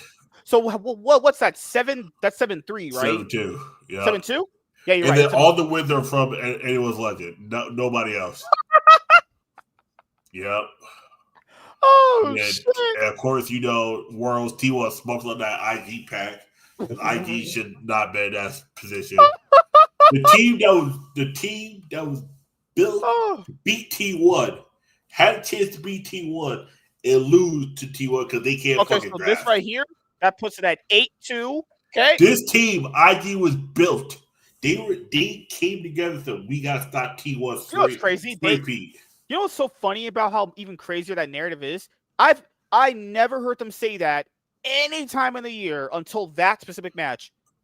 I swear they just made that shit up. You're No, supposed to it be was the rooting against shy. Team It One. was the shy joking last year after they beat BLG. Hey Oh guys, God. we gotta stop the 3-peat. I was like, okay, Shy. All right, the Shy. It's so And crazy that they just straight up just made up that narrative and it just backfired so hard. It's like, I it never heard backfired this. because they couldn't even beat the weekend LPL team. They could have easily ran the LPL, and then they just decided not to like. Okay. So some of these, I can't, because some of these are not best of three. Some of these are actually best of ones. Best of ones. But even if you just count the best of ones, it still would be very lopsided for the for the LCK. So let's not count these. That's a little hard. What I will say, like here, okay. So T1. So is that 9? That's 9, right? That's 9-2, 10-2. Yep. That's it. That's on the year, guys. That's 10-2. The only wins all are from all the Legend. LPL teams had to go through the one team. Like think about it. The only team to beat the LCK this year was either LCK themselves or the LPL. And mostly anyone's Legend. BLG was such dog water. Oh my god. Oh god. Anyone's Legend beat How Life again, like they should. And so this is in the world's Swiss stage. Yep, so and then they beat GenG. It's all the wins only came from anyone's Legend. Even the best of one wins only came from anyone's Legend. Insane, because like even the KT even the LPL beat was top 8. Remember to make top 8. So that's how much. That's 11. Yep. Oh my god, they just 11-2. Look at who Top Esports beat to get there. Like Top Esports beat 100 C's after they beat somebody else. Because don't forget, Top Esports beat somebody round 1. Who did they beat round 1? Top Esports, they faced G2 first. G2, they beat them, beat 100 C's. Go back. Look who they lost to after that. They lost to 2 Korean teams. And then they only beat the West in LPL. They could LCK. Oh yeah, we're getting stopped. BDD put his cock all in cream. It creamed. And then guess what? Oh, you got BDD. Guess what? Top Esports. Guess who you got next? Chovy. Guess what? Chovy put his cock in Top Esports. So let's just put this into perspective. What was that number I said? So the LCK, the LPL just this year, 11-2. Yeah. Look at the three LPL teams. Like BLG did face down one LCK team and got smoked. So let's count. Okay, so if we count let's count the best of one wins. So we did the series. It's 11-2 on the series. Yep. Wait, yeah, that's 2, right? Yeah. Well, it's 11-2 on the series. There's 3 LPL teams in there. The only two that beat an LCK team was anyone's Legend. So anyone's Legend. So that would make it, if you count, keep in mind, these are not series. If you count the best of one wins, so that's 4 for them. They get 4 of these. All anyone's Legend. Okay, so who's the next one? So it'd be Top Esports, you said. They lost. 13-4. 13-4, that's it. It's 13-4. Because after that, BLG did not face one LCK team. They did not. That's true. They lost to 2 Western teams. I don't know how the fuck that happened. Like when they lost to 100 Seeds, I was watching. When they lost to G2, I was like, oh, BLG's washed. They beat Fnatic. So even if you count the best of one wins, that doesn't matter for shit. Yeah, because all of them came from one team. All of them, like BLG came and beat Western teams. You think they beat LCK? Top Esports, all they beat was Western teams and BLG. You know what's funny? That guy's Shadow they had failed to get out of play-ins in 2020. And it's funny how they had that guy and they couldn't get out of Swiss stage with that guy. That's funny. That's kind of hilarious. Yeah, they could do it again. Top Esports showed that they could only beat Western teams and BLG. When it comes to LCK teams, imagine back-to-back series. You lose to KT in a 2-0 back, right? You get dropped to 2-1. And then GenG just gives you the dick after that. Back-to-back LCK dicks in your ass. Just BDD to Chovy. Like, Yeah, and then you got to beat BLG because the minute, and this is the crazy part about no one realized, or the minute BLG got paired up to Top Esports, everything else was already official because T1 couldn't face anybody else. They only faced Koi. I was like, oh no, Koi's fucked. And this is just the domination effect we have to talk about because we just ran the numbers right now. Minus the best of ones, it was what 11-2. The LPL only won 2 best of series this year against the LCK, and they only came from the same team. Yep. Then you must also consider the fact that these other teams were kind of stacked with for the most part, stacked with the best talent. IG restacked their team after having a bunch of years where they were just dookie ass. Yep. BLG kept the same roster pretty much, minus the jungler revolving door situation. Yeah, Top Esports. Four junglers in one fucking year, and each one was worse than the last. Good lord. I don't understand that shit. My guy Jun is just on JDG with Scout, just having a good ass time over there. Good lord. So this is the thing is, it's not even just the fact that the LPL is just only second by default because the West is just that much worse. Yep. Like the West is literally just that much worse. LPL is just secondary by default. And now the gap between the LCK and the LPL is so wide, Diddy's asshole would like to have a war with us. Yep. God damn. Because 11-2 on the year. Keep in mind, MSI's double elimination. Yeah. That means they lost twice as many series. It didn't matter because it was just an LCK finals rematch. Twice. The same shit. Even when Riot gave them a second chance to have more games against the LCK, didn't matter. All right, cool. What? Like they cool. BLG. What's crazy about MSI? People don't remember CFO gave T1 a better run for their money than BLG did. Remember that? Yes, they did. Faker threw his brain in the trash against Hongq. He was like, "This guy's pretty fucking good. I can't fight this guy." Against Knight, oh cool. I'll just fist him.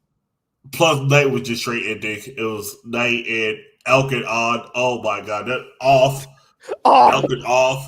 That BLG bot lane was so disgusting. Fucking Guma carrier was kind of off. That whole series didn't even fucking matter because BLG was off. Oh, remember it was a CFO. The last game, Guma's on Jinx. All right, game over. Just CFO Jinx Bard. CFO's like, you know what? Carry it. You could just have Bard. Hello? What? And we'll give you Jinx. All right, cool. CFO. All right. All right. Okay. Yeah, I was just like, yep. That was bad. And then BLG, I thought it was gonna be close. And then them motherfuckers was just, it's like, man, you know how you wait for like the best part of the movie comes and then it never shows up and you're just like, what the fuck did I just pay 90 minutes for? And this shit, I paid 90 minutes for this shit? This shit, I was like, nah, this is bad. That was a bad series. That was, BLG had no fight in them. I was like, yeah, it's about to be T1 GenG final. This is nasty. Like that. This is why I know people don't take MSI seriously. That shit was just them too. It was like, yep, it's just LCK. It was only two LCK. It was, if you would have voted, it was like, oh, who's gonna win, LCK or LCK or the field? LCK or the field? Just take LCK. It's at this point, just take LCK because I can't trust the field. Well, this is the thing is, even if Riot changes the format, this shit always ends up with an LCK. They did change the format this year. They made it that it was LCK versus LPL.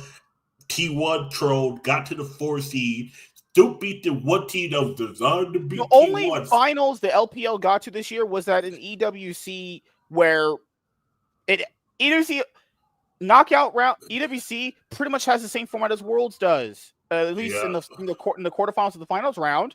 Like, even if people said, if you put double elimination and that means the LCK still won't dominate, that's just not true. That's just not true. MSI's proven that. MSI proved that. If you literally even swap it around, they, for the most part, minus the last MSI was won by a Chinese team was 2023, was a JDG super team. Yeah.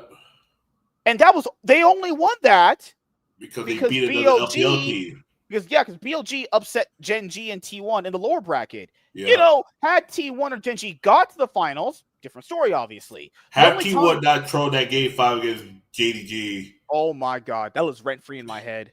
Woo! That would have been T1 versus GenG in that finals. There's a. I don't Toby could have understand. won 3 straight MSIs. You know that. That's the crazy part.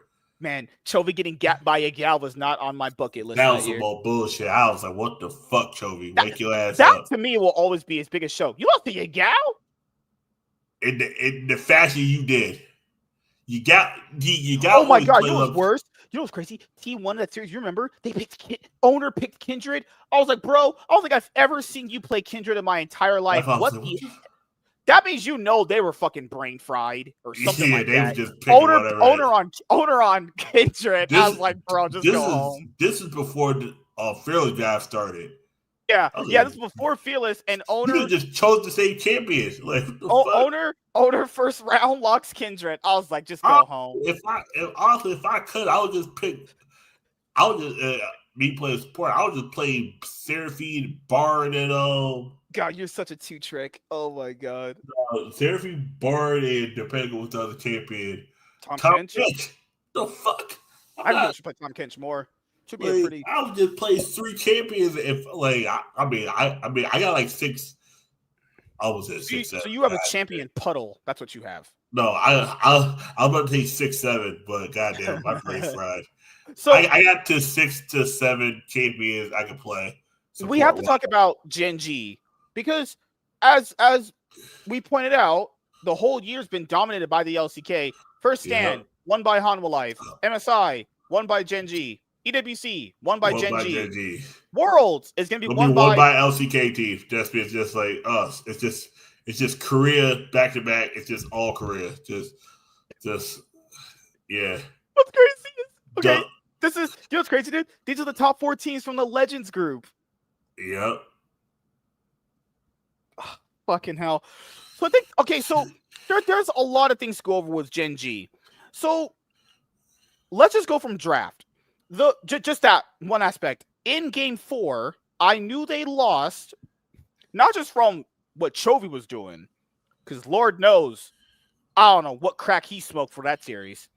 Yeah. I saw them lock in Lucian Braum for Ruler and Duro. And what was the worst bot lane we had talked about on the show? What was Lucian for Ruler and Duro? It was Lucian Braum. I was like, they locked in Lucian Braum for Duro. This is what I'm not kidding. This is literally what I did. I said, fuck you, GenG. I'm going back to bed. And I woke up and I was like, oh, goddamn, they lost. Walking into work like this. No, I was pretty sad that they lost. But nevertheless, I DM Chaz. I was like, time to aim for the bushes. Yeah, I saw that. I was like, what the fuck happened? And I watched. I was like, oh, they actually did lose. I didn't think they was actually going to lose. I was just bullshit. I was talking to someone on Discord about it. I was like, I didn't think they was actually going to lose. I thought it was. I said KT had a chance. Yeah, because that's just LCK. There's always a coin toss. I said Top Esports was going to take T1 to 5. I knew deep back in the back of my head that T1 -3 on this. And then when I woke up and I saw the stream was already over, and I slept 4.5 hours, and it said the stream had been over for about 20-something minutes. I was like, what the fuck?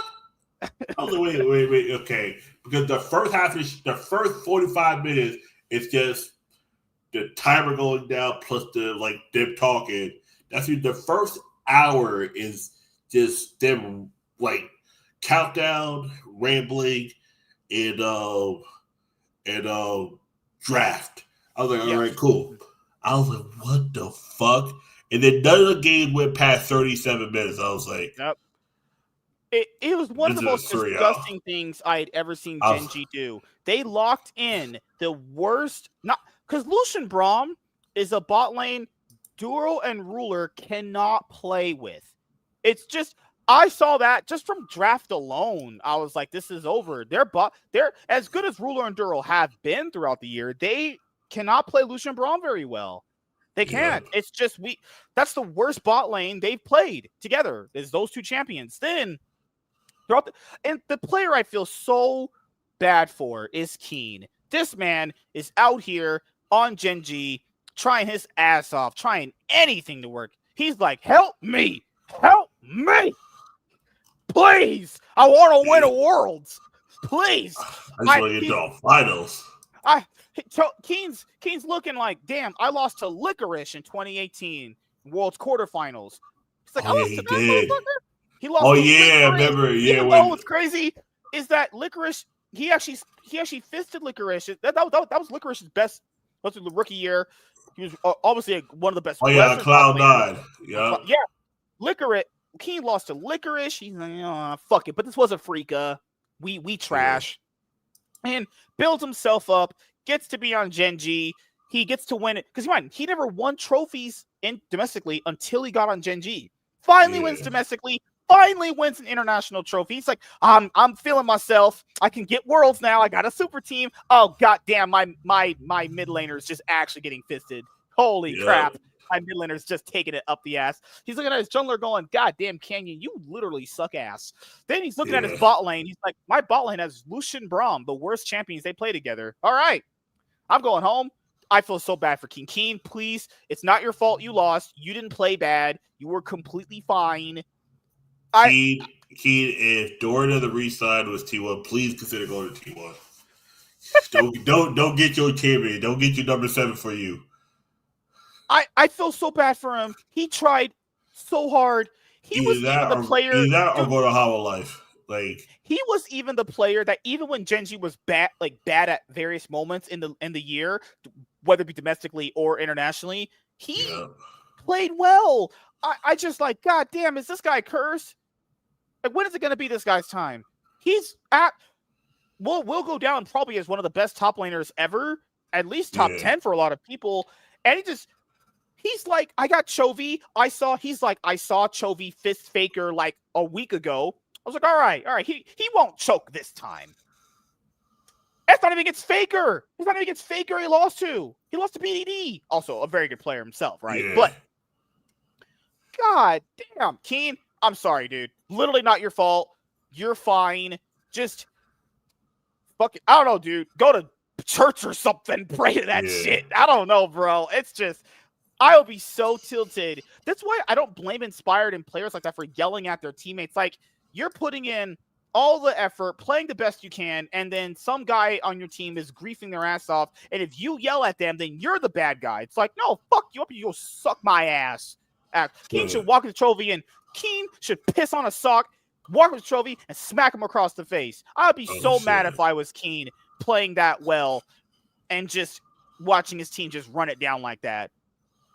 Ruler, comes from JDG, having an awful year on JDG, the final year. Still can't get it done on GenG. Just still in big performances.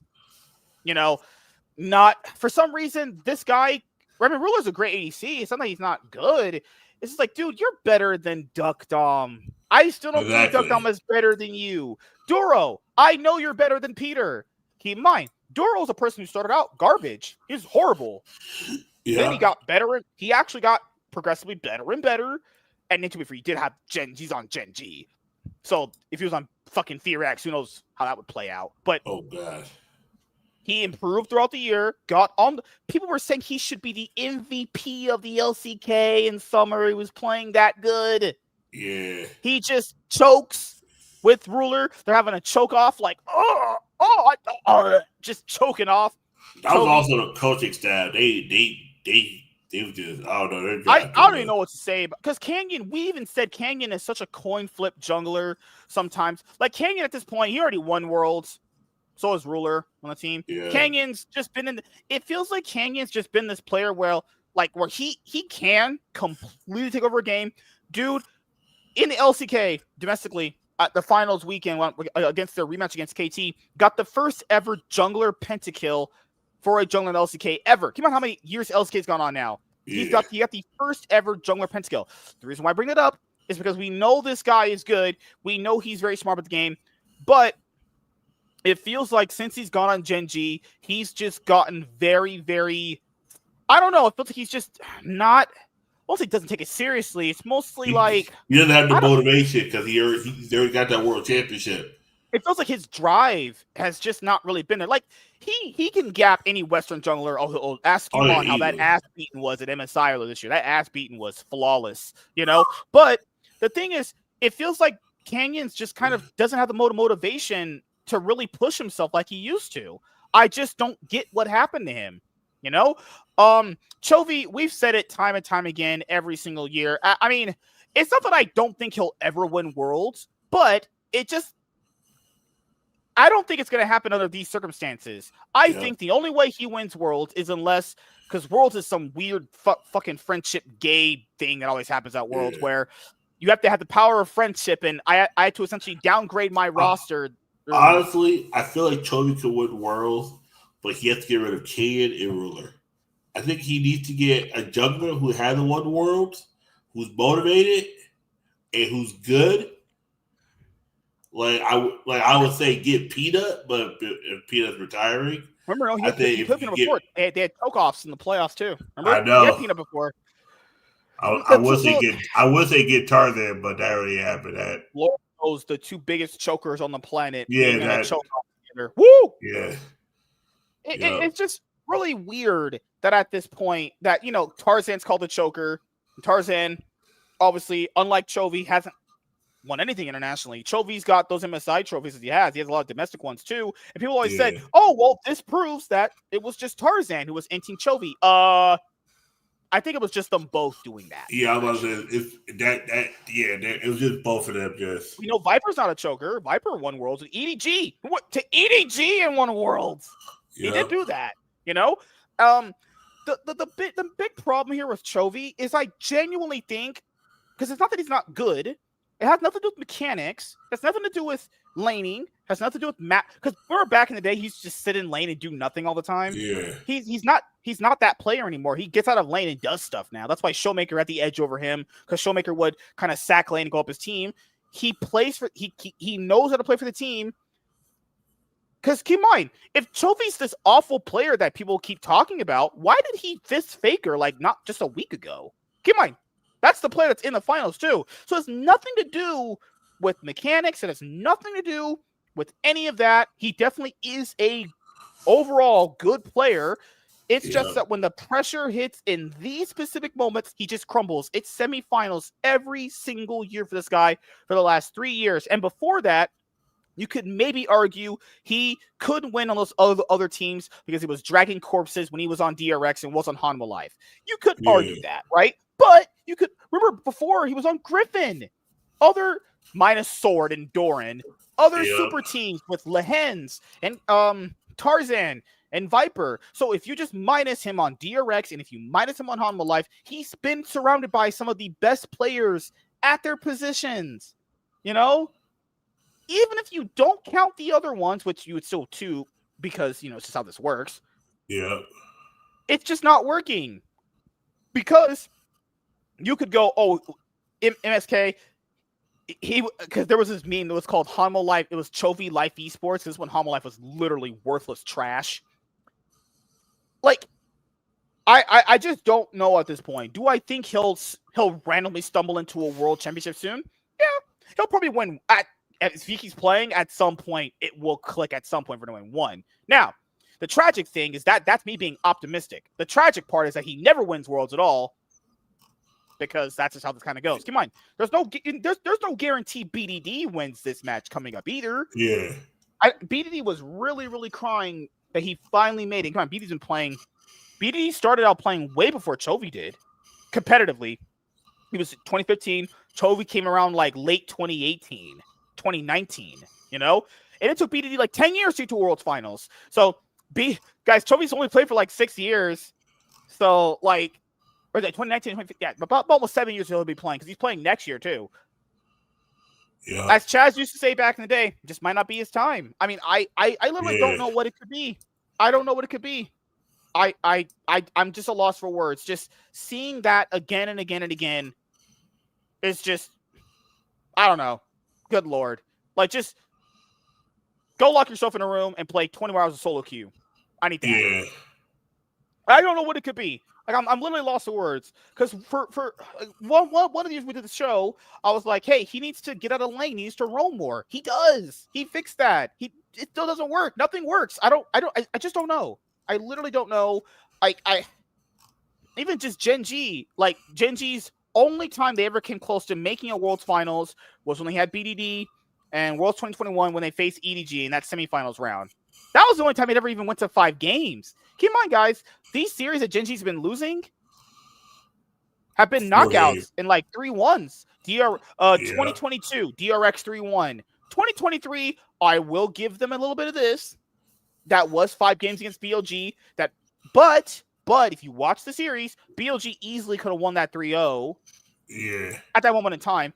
And do you remember what Chovy did in that BLG series, dude? Remember when he thought that he could play a Kali into Orianna and he just got fucking railed by EDG? And then he thought that giving Nico over every game into a Kali was also a good idea. I'm like, Chovy, what is wrong with you? What is wrong with you? So 2020. So look, GenG as an org, first World Championship, they didn't get out groups. They didn't get out groups. Worlds 2019, they didn't make it. Worlds 2020, knocked out by G2, top 8. Worlds 2021, knocked out by EDG semifinals, 5 games. The only time it ever got that close to World Finals. Yeah. 2022, DRX, 3-1. 3-1. After having a really crazy close series against Damwon. Come on, that Damwon series was very close. They could have lost that one too.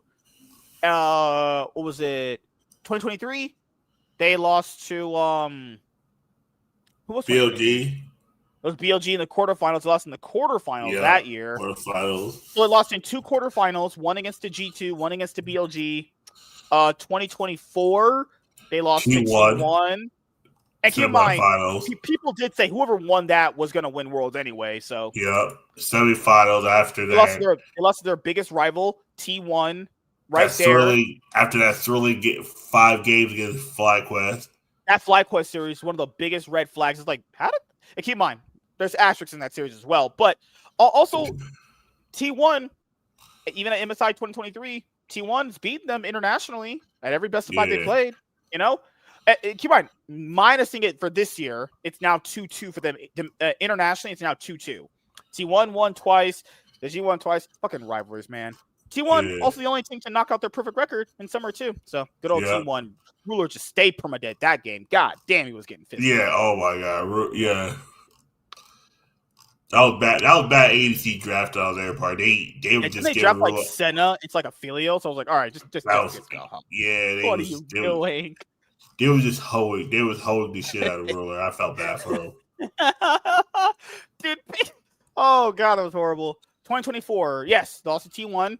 And now 2025, they played Hama Life. And they won that one. Albeit, Hama Life had many chances to win more games in the series than the score record shows. And then just lose to KT in the most embarrassing fashion. Because keep in mind, the DRX series, you still felt like they were the better team. They were just actually choking. This one wasn't like that. This one they just got fisted in. This one they just got ran through. Like, I'm watching the series now. Like, wait a second. How the fuck did GenG lose game 1? I was like, God damn, they... Remember, you should go to watch game 3. That is Azir versus when Chovy's on Orianna and Azir's on BDD. Oh my God, Chovy just running his ass off. That dude just over here choking his balls off. He was 2-4. I'll show you guys right now. It's game 3 is when you know the whole series is just over. Honestly, that whole series probably could have been a 3-0 from 3-0 from No. I'm watching game 2. No, game 2. No, that was GenG's to win. Even though FlyQuest I had a goal, GenG just had more. Give me a sec here. Their comp was like, okay, as long as Ezreal doesn't die, because Ruler was 9-3-3 on Ezreal. They made sure everything went for Ezreal. This is kind of the moment I knew Chovy was so cooked in this series. This is the moment I knew. Because also BD was he was almost damn near permadead on on Rise? It was this one, I think, right? Okay, so this was the gank. Okay, so that's a gank. That's fine. It was pretty much this one right here. I knew it was over at this point. So Oh yeah.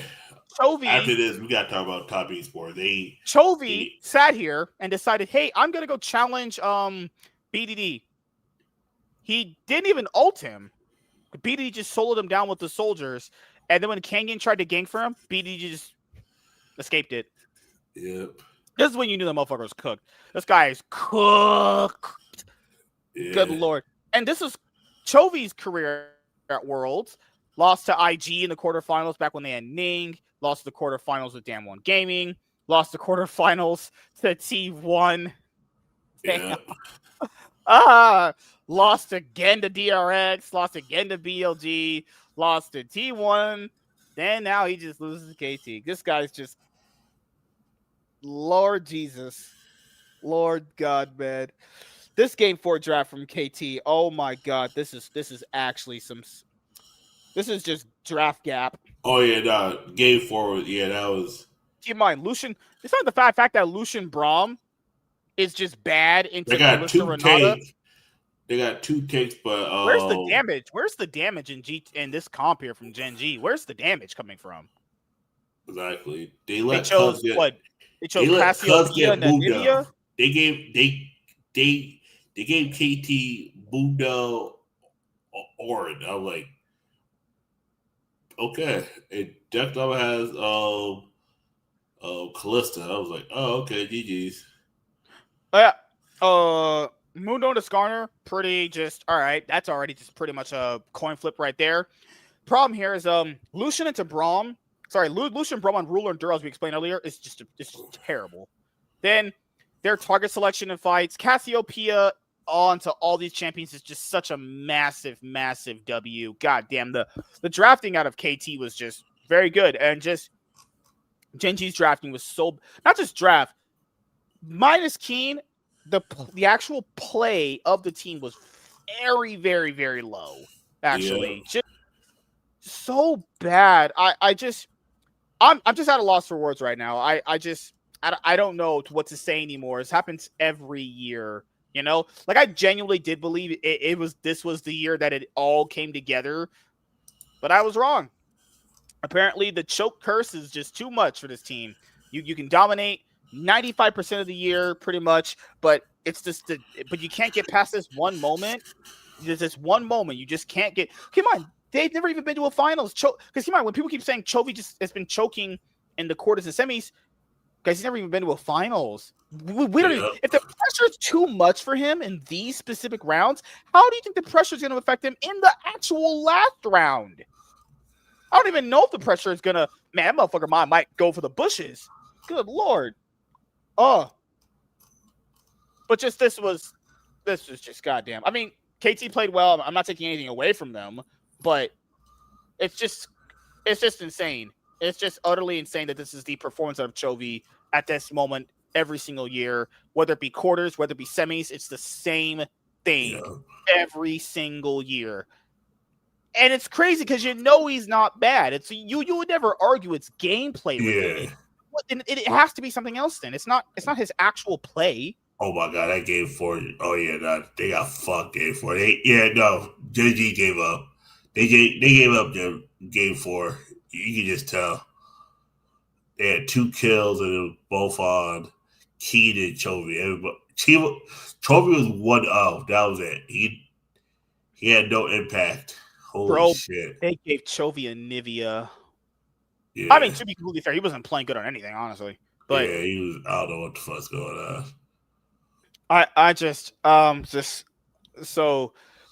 disappointed. It's just really just all I can muster at this point for GenG is just I'm just disappointed. Just disappointment. You know, like Cloud9, I expected to happen because it's Cloud9, and you know they just have access. And keep on. This is an A, and the players overall are just not good. G2, I expect to make top 8, but I knew they'd get. I wanted them to win as far as a fan. I wanted it to be Top Esports because I didn't think Top Esports was good. I thought GenG could level up, but I think there's a clear gap between LCK and LPL. I think I think LPL can level up and beat whatever team in the LCK if they choose to. Mostly anyone's legend. But I think the LCK and LPL their gap widened. People say, "Oh, the LPL's gap with the West has shrink." No, I think it's still the same. I think LCK and the West's gap has severely got gap. It's like whatever gap you want to say is between LPL and West is one thing, and then what? Like if you think the gap is like 2 tiers between LPL and the West, it's like add another 4 tiers for the LCK. I think the LCK is just they're so far ahead of everybody else. It's not even funny because I truly feel like you could have brought Dogship and Fear X and maybe Damwon, and they will smoke some of the Western teams. Like because I think the LCPs level up a little bit. I think LCP is above the LCS right now. I think they're tied with LEC. Well, that's not even that's pretty easy, honestly. And then when I see LCS, I mean North and South because the North is ahead of the South, and then the South is like so far at the bottom, not even funny. I truly believe that. I think NA is just such ass. Like FlyQuest, and this is always the asterisk with NA and even EU, and this is what I even said G2 and FlyQuest will struggle with coming into the tournament, is the fact that when your competition is that bad, you can't get better. So actually, is there a program on Peter, Microsoft? Man, yeah, there's a world where Peter might be a world champion. Big boy Peter and perfect. Oh my god. What's the best color to draw this on? Let's do it. How the fuck we're in a world where Peter got to a final before Chovy. What? It's not even that. Peanut is not going to be a world champion, but Duck Dom will be. Potentially, yes. Cuz my nigga, To be fair, that might be just karma because Ruler knocked out Cuz and BDD at their first world championship back in 2017 with Longju, and now he get oh god, why is karma always hit? All right, so here's because Chaz wants to talk about NA and all that stuff. So that's okay. So my final prediction is I had T1 making the finals anyway. Yeah, it's so crazy because people are saying top 8. That's how low I saw KT. And this is what I want to say about KT so far here. So, like, this could be a DRX situation, or it could be a situation that now that everyone thinks KT can do it, karma, the pendulum swings back and goes, no, this is KT. I think this could be a DRX situation where they upset him, but I don't think this is an upset of KT win. I think KT... Because KT actually are 9-1 at the tournament. Don't forget, they only dropped that game to GenG. That's it. KT has performed over the last couple months better than T1. I think if T1 beats KT, it's a DRX situation. There's more pressure on T1 to win than KT, I would say. I don't think there's that much pressure on KT. I think it's pressure on T1 to 3P, but I think it's pressure on KT because KT looks better. I think it's equal pressure on both. I will say T1 win 3-1. Okay, I know I would say that same thing. I think it's 3-1. I think now that the pressure's on them to actually win, I think it's over. Honestly, yeah. I think that's where they crash. Plus T1 gets the week to rest and prep. I think T1's going to come out fresh. Keep in mind, if T1 lose, it would be kind of surprising. But then again, it would be surprising, but it'd be heartbreaking, but it won't be surprising. I will say, like, getting Doran to a fucking World's Finals is. What was the narrative earlier this year? Remember, dude? It was like, if Faker really is the GOAT, he'll get Doran to World Finals. God damn, it happened. Yeah. Oh, God. If they did get to World Finals, it'd be Doran's fault. But if they do get to World Finals, it's all glory Faker. That's crazy, right? Yeah. If it doesn't happen, then it's Doran's fault. But if it does happen, then Faker. It doesn't matter. Oh, we lose Deus, we get Doran, and we still get finals. Like, what? It doesn't even fucking matter at this point. Like, so can they just grab like the Shy and make this happen too? No, because Faker would have a heart attack just seeing the Shy just straight it. Like, so we're gonna do this really quickly. So this is what I want to talk about. Imagine if Connor decides to like last second leave Casey and come back from T1. I'm jumping out of the fucking window. I don't. Let Connor stay in the fucking LEC. All right, so since Chaz and me myself want to go over NA for just a little bit, because I want to explain to you guys why this keeps happening. And keep in mind, I know there's multiple factors. I don't think it's for a lack of trying in some cases, obviously, but I do want to make sure I emphasize this. It's a trading card game, fighting game analogy. Okay, so I'm just gonna use NA because NA's quality this year was Doki. Yeah. All right, so let's see. What the heck? Okay, I just want a pen. All right, we'll do a color picker, and not a color NIGGR, not that. Okay, okay, so oh my god, colors. I want a color. God damn it! What the fuck? What are these dimensions? Okay, can I just get a color? All right. Okay, so I draw on this. All right. Can I just start drawing, or is it a pencil? Fucking hell! Why can I not draw anything? I want to make my analogy. Hold on, before this happens. Yep. Good lord, I literally got it to work, and now it's not working. Fucking hell, man. Okay. Let's use green. Now let's use a pencil. Okay, I got it to work. God damn it, man. It always fucking happens. All right. So let's use the eraser. Okay, let's erase that. Okay, so I put it on pencil. There we go. Okay, to make sure I did. Okay, so pencil. Let's do green. All right. So this is NA, right? Yeah. Okay. So then, actually, no. It can't get to be NA. It has to be like FlyQuest for the analogy to work. Okay. Since you guys are retarded, I will just explain it to you, honestly. Okay, so this is FlyQuest, okay? I'm just going to write fly, okay? Yeah. Then, this entire year, you can even, I would even count winner. This is minus that up against 100 Thieves. So this is FlyQuest, okay? And then I'm just going to call this the rest, right? This is just the rest.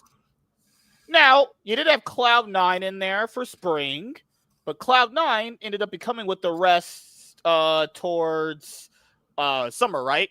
Okay, so the reason why this is an analogy is because, FlyQuest is at the top, right?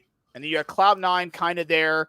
Team Liquid fell apart and all that stuff, right? So FlyQuest can't get better because the competition is trash, right? C9, the other best team, fell apart. Team Liquid, the other best team, fell apart, and the rest of the teams are bad. So when they go, and this is just in a bubble, when they go internationally, which is just we're going to have that as an INT right there. When they go internationally and they play the LCK or LPL, the reason why they don't win, and a lot of the times this is the case in most scenarios throughout the years, they're playing against so much better competition, they don't know how to play against it. They don't know how to play out these scenarios because their bubble right here won't allow it.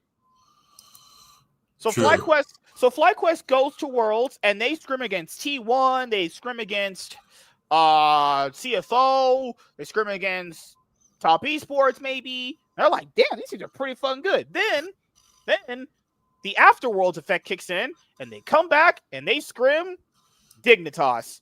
How the fuck do you improve from scrimming Dignitas? Any NA team.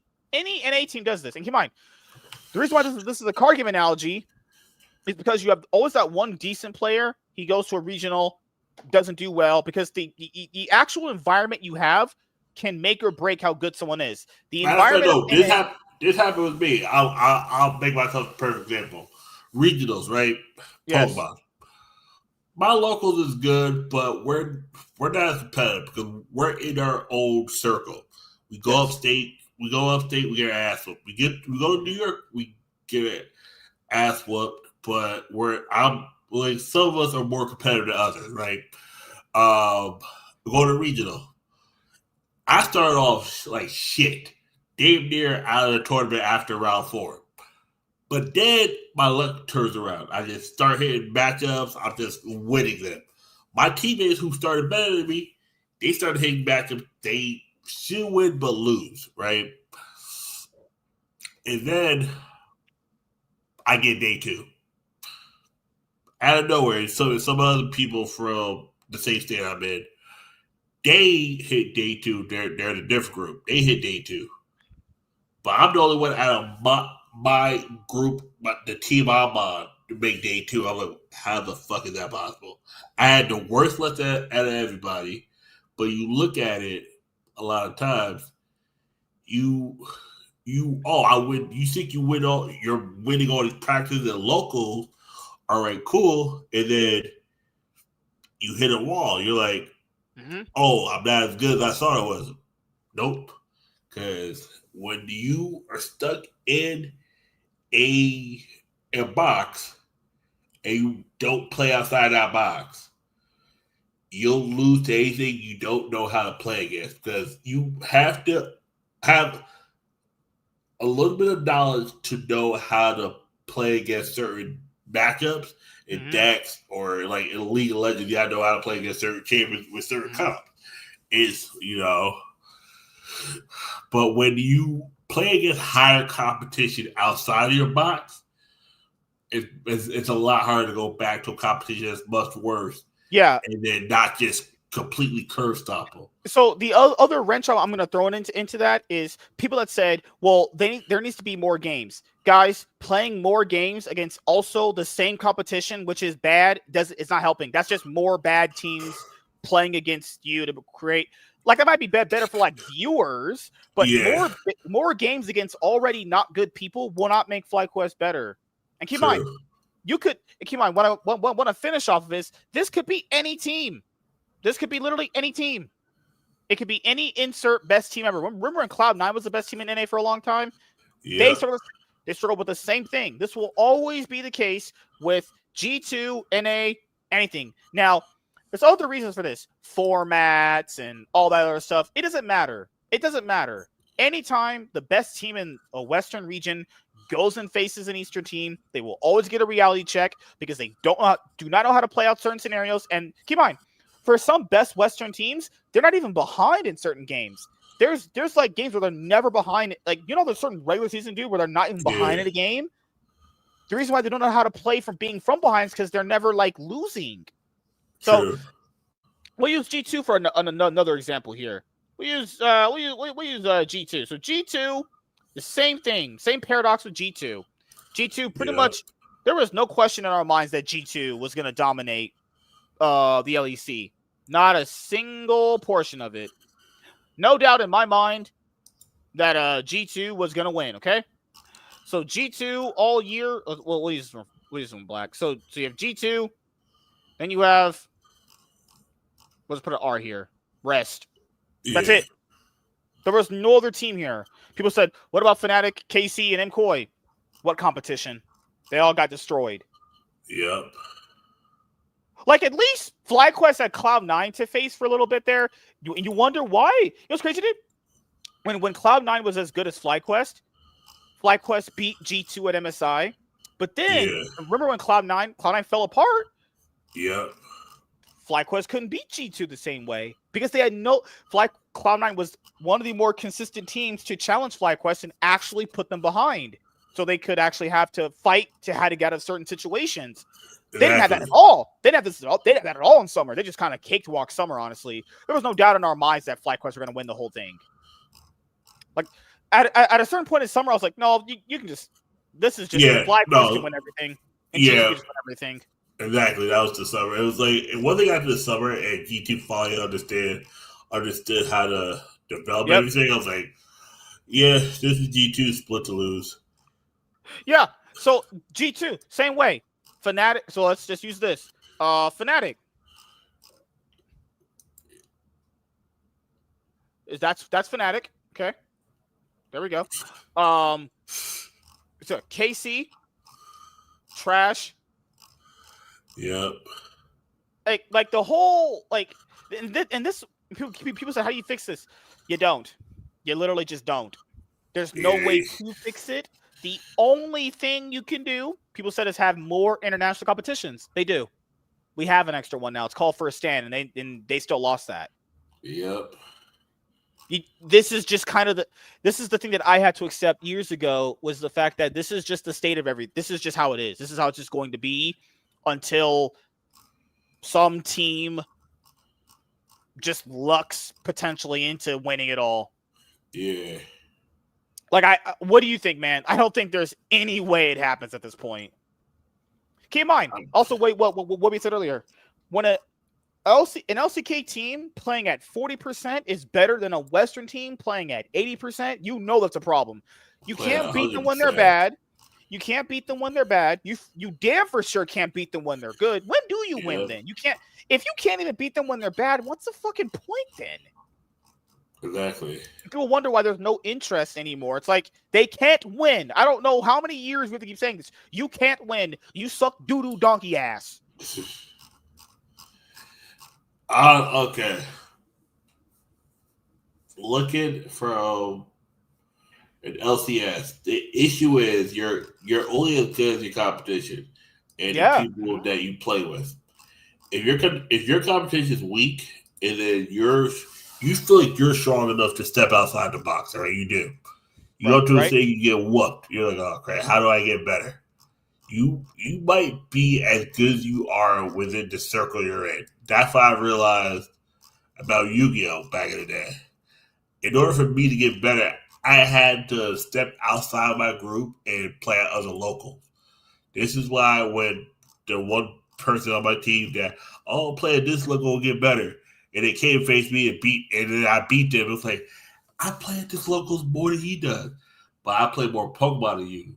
You only play Pokemon Tuesday to Friday. I don't have a partner. I'm single. I'm gonna play Pokemon 40 hours a week.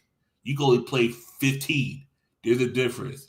Like you might be. Oh, I go to league. I do good in these weekly tournaments. But then there's a motherfucker like me sweating, playing 40 hours a week, trying to break. Like, and if I'm not playing, I'm reading Pokemon. There's someone league. Like, you gotta realize. Yeah, it's even just scrimming too. It's like we know these guys play a lot of. About LCK players live and breathe like league. They don't have nothing else outside of league. They barely do. Oh, you know what's crazy, dude? The Chinese players have something outside of league. That's why some of them have kind of regressed. They don't breathe and live league anymore like they used to. And even if the West did, which was the case for a lot of, even if they did, because Broken Blade said he had dedicated more time to playing League with G2 than his girlfriend. Even if they dedicate more time, it's just the reality of some things. Sometimes they're just not as good as the other guys. I don't even know. Every year it's rationalized differently.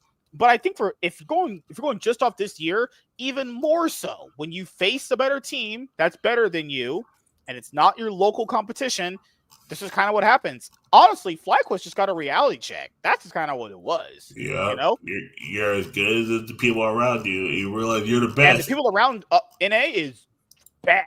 Yeah. Bad. Who the fuck challenged? I argue, even when they brought over the Brazilian teams for that season finals bullshit, who challenged them? Even when they brought over Vivo Keystars, they lost 7, minus the Game Out Worlds they played. They lost 6-1. Yeah. And Brazil's supposed to be good. Exactly. And that's the part people don't understand is it's like, okay,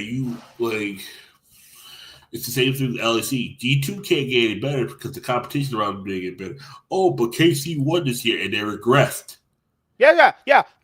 The only way that can work is if KC wins and then keeps winning. Or they keep making it harder for G2 to win. Like say eventually G2 or wins. MCoy, like people, you could say MCoy. Yes, MCoy did win spring, but MCoy stayed the same. Koi never actually got better. MCoy was the same all year. They were middling in the middle. Mm-hmm. They finally won the split. G2 still figure out, but G2 gets MSI with Koi. But then Corey kind of took a step back. You're like, oh, it's like you figure out, oh, Corey's very one dimensional.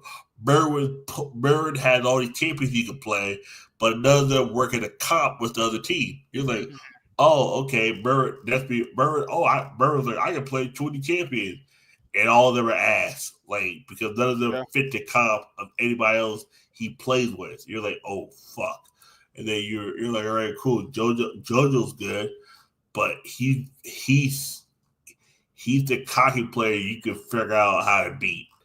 I think JoJo just leveled up a little bit better coming into spring because he leveled up while everybody else kind of just stayed the same. I'm not gonna lie, everyone else. We should probably go over that thing we missed last week. Okay, so guys, the most of it is Mickey X is going to be joining SK because he had he just didn't want to be on Fnatic anymore for whatever reason. We'll find out the reasons very, very soon anyway. These things always come out. And the team is going to be Mickey X, Skeens, Leader, ADC is question mark. People think it's Sven. That's the rumored ADC is Sven from Cloud9. And Mickey would be the support. The reason why I know that's not a good team, several reasons why. Skeens sucks. Skeens is not good. Like, at all. Skeens is just garbage. They want to bring back Wonder. Wonder will be the top laner. Wonder hasn't been good since 2020 Worlds. Yeah, 2020. He was not good in 2021 with G2. He was not good on Fnatic when they had that super team. He wasn't even good on Team Heretics the last time he played. I still, for the life of me, do not know why people keep recycling that guy. And I love Wonder. I really do like him. But goddamn, he's not been good, guys. He literally just sits in lane and just takes it up the ass. He doesn't do anything in lane, honestly. I don't know what he does in lane. I think he just plays Farm Simulator or some shit. So I wanted to reread to you guys. This is SK Gaming's team. Wonder, who has been good since 2020. Skeens, who was never good. Exactly. Couldn't sniff being good. Leader is, in my opinion, Leader's always been a little bit underrated. He's, to me, always been LEC level. I don't know why he never really had consistent time in the LEC. Last time he was in the LEC was on Astralis. Before that was Vitality. Before that, he was on Misfits. In my personal opinion, Leader should have always been a kind of a staple in the LEC. I think Leader is a fine player. Champion pull issues here and there. Yeah. I think Leader's a fine player. So the mid lane is fine. Then you bring Sven. Guys, Sven wasn't even good on Cloud9 this year. Sven was pretty bad. People say, but who was better than Sven in the LCS if he was the second best ADC? Okay, guys, I'm just saying it here. Just because. Okay, so FlyQuest, you would say best team, right? NA wise. Best team, right? Just because Sven is here does not mean he'd be the second best ADC. People are like, who would you pick? I'd pick nobody. Everyone here stunk. Sven was really not that good. So then they take Sven from Cloud9. And they're like, that's not a good signing. That is bad. They should have just kept Rahel. They're gonna do that. Yeah. Then you have Mickey X. Mickey had a overall alright year, I guess. Yeah. But Mickey X would go down as their best support ever, so goddamn. Yeah. That's how you know this fucking org is trash. I don't think if that team is made, I just don't think they're gonna be that good. I think it'd be one of those super teams that would just fail, in my opinion, honestly. No, I agree. That team would suck balls, honestly. The team would suck major balls. I think so the best player would be their mid laner, and if Mickey X decides to have a good split or two, would be a good support for them. You will not convince me Sven's a good signing, because Sven wasn't a good signing for Cloud9 coming into this year. Yeah. They're recycling Wonder for the 20th year. Why? Fuck if I know. And then you have Skeens. And people want... Fucking hell, Jesus Christ. Awful decision-making. Now, would this give SK better results before? Sure, you have better... You overall have better players. Yeah. Sure. But that doesn't... Just because you have overall better players doesn't mean you're going to win anything. Guys, SK Gaming has never been to a finals. They've never won a split. Even before it became a domestic league, they never won jack shit. This org has just never done anything. Apparently there's I don't know, major Fnatic drama. I don't know what happened at Worlds with them. They apparently want to overhaul the whole roster. What the fuck Yeah, happened no, with Fnatic? they okay. No, okay. This is what I was told from like people in the Discord. Uh, Fnatic wanted to get rid of Razork instead of Humanoid. They felt like Razork was more of a problem than Humanoid. I think get rid of one makes sense, not both. I think get rid of whoever you feel like is a bigger problem. They want to get rid of Razork more than Humanoid, but Humanoid was easier to move because they, you know, What's funny is that we know Fnatic wanted Rooster. This is why I'm not yeah, giving up on. I know Rooster's a good top laner. Rooster declined to go to Fnatic. yeah, That's what happened. I knew yeah, Fnatic wanted Rooster. Anyone that saw him play just on the little highlights, he's a very good player, actually. Imagine yeah, that. Rooster said, fuck you to Fnatic and went to play a BDS. yeah. Good Lord. And then other players who were told not to go to Fnatic or any other team was what's the guy from Los Matonas? He was told not to go to any of the LEC teams. He said none of them. He's this is what I was told. They said the only team you should consider going to is G2 if they ever get rid of Scuba. Every other team in the LEC is not worth it. Mm-hmm. I was like, oh shit. But they probably would go after a rookie, a true rookie. They probably go after That's like also funny. I remember Dardo saying that importing Koreans won't make them better. Meanwhile, imported Poby and Jun. Just the amount of lies these people tell me is yeah. absolutely insane. They So this was a imported Kobe summary. got to Worlds. I'm just saying.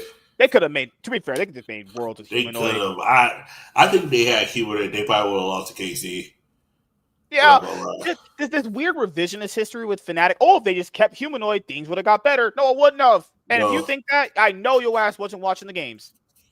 Yeah, big Apparently, facts. Humanoid was just like this underrated. No, he wasn't. He was shit too. He was just shittier than Razork. That's Yeah. what it was. So, summary on Fnatic League of Legends 2025 offseason. A few days ago, I made a post talking about Fnatic rumors for the current offseason. The info has evolved, and there is now a bit more of what we know. So here's a little summary of what is happening. So almost everything public will be here. I will include confirmed info on Sheep as well as info that has not been already confirmed on Sheep, but still comes from leakers. Please keep in mind that this info is not something that is bound to happen. Nothing is definitive and it could well be that these changes will not happen. And keep in mind, guys, for every offseason, this is the narrative. Keep in mind here. This is not a bad narrative. It's actually a good narrative. Things will always change. Nothing is definitive until you see a definite signing, right? Because like El Yoya was supposed to be on G2. Mad Lions wanted a legit $1 million for El Yoya. And they just ended up going with Yike because they didn't like that number that Mad Lions offered. And keep in mind, $1 million for a Western player is just stupid. I'm so glad G2 didn't pay that bullshit. El Yoya, $1 million? Get the guy. El Yoya's not a. El Yoya's good for like LAC level, but $1 million? Who Yeah. the fuck you think you are asking for that shit? $1 million? I'm not kidding. The buyout literally was it's like $900,000. What the fuck? $900,000 for El Yoya sounds like the biggest scam of all time. First of all, Fnatic is almost forced to sell players if they want to change. The financial situation of the club is not good enough to be able to bench players because they have to pay them if you bench them. That's just how it works in Berlin for that, how like the contracts work with the employees there. Yeah. So for a change to be made, they first need to find a team wanting to buy their current player and then finding an alternative that they think is a better choice. So they're going mega budget, actually. Yeah. Maybe.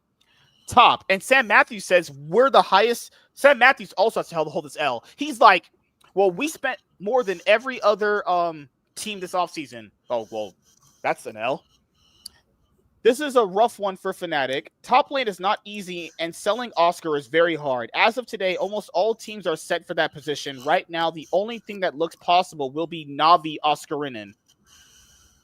Since Na'Vi has seemingly stopped negotiations with Mainter, and has asked Fnatic about Oscar, but they are still undecided on who to sign for top lane. Jungle, most of this info is already confirmed on Cheap. Razork is a piece much more easy to sell, and he already has a few interested teams. Here's a little breakdown. Where do you think Razork goes?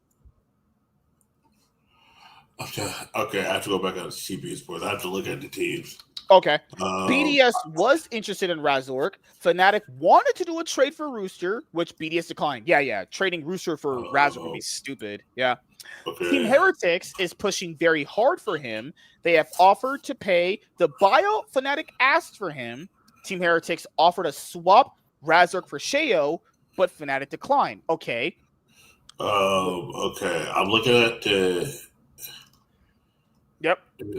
There's only 8 teams confirmed for LEC. What the fuck? Yeah, there's only 8 teams confirmed for, or am I missing 2 teams? Okay. And is the only team that has Fnatic consent to talk direct, and is the only team that has Fnatic consent to talk directly to Razork and make him offers. But Razork wants a project where he would at least have chances to win and compete with top tier teams. Razork, buddy, that's never going to happen. Okay. And so far, does not seem like Razork is 100% convinced with the Team Heretics project. Do you think if Fnatic swap if you swap Razork for Sheo, that's actually a downgrade? I thought you worse than with Razork. Yeah, I just take the money for him. Honestly, if you're Fnatic, taking Sheo would just be not good, honestly, because Sheo is not good. Next team, GX is also very interested in Razork. He was an ex-player for the Super Liga team. I'm pretty sure they called Super Liga team before joining LEC. He knows Gilioto, Noah, and Jun, and also GX is the top 5 team on the LEC with a solid plan and roster, so he would be fine joining the team. The main issue is that Fnatic wants to do a player trade and swap Razork for Jun. So they want to get Jun back. Why'd they ever give up Jun was stupid. Yeah. But GX does not really seem interested in doing that. They are still in talks, trying to reach an agreement. Yeah, we said that even if you trade out your bot lane, you're not going to get much better, and Fnatic did it, and yeah, lo and behold, rumor not confirmed. There is also the chance of Razork having offers from NA, but so far there are no movements in that direction. That was the other thing I heard. Okay, from Razork, I'm looking at all the teams. Giant X might be a thing. They might take him over.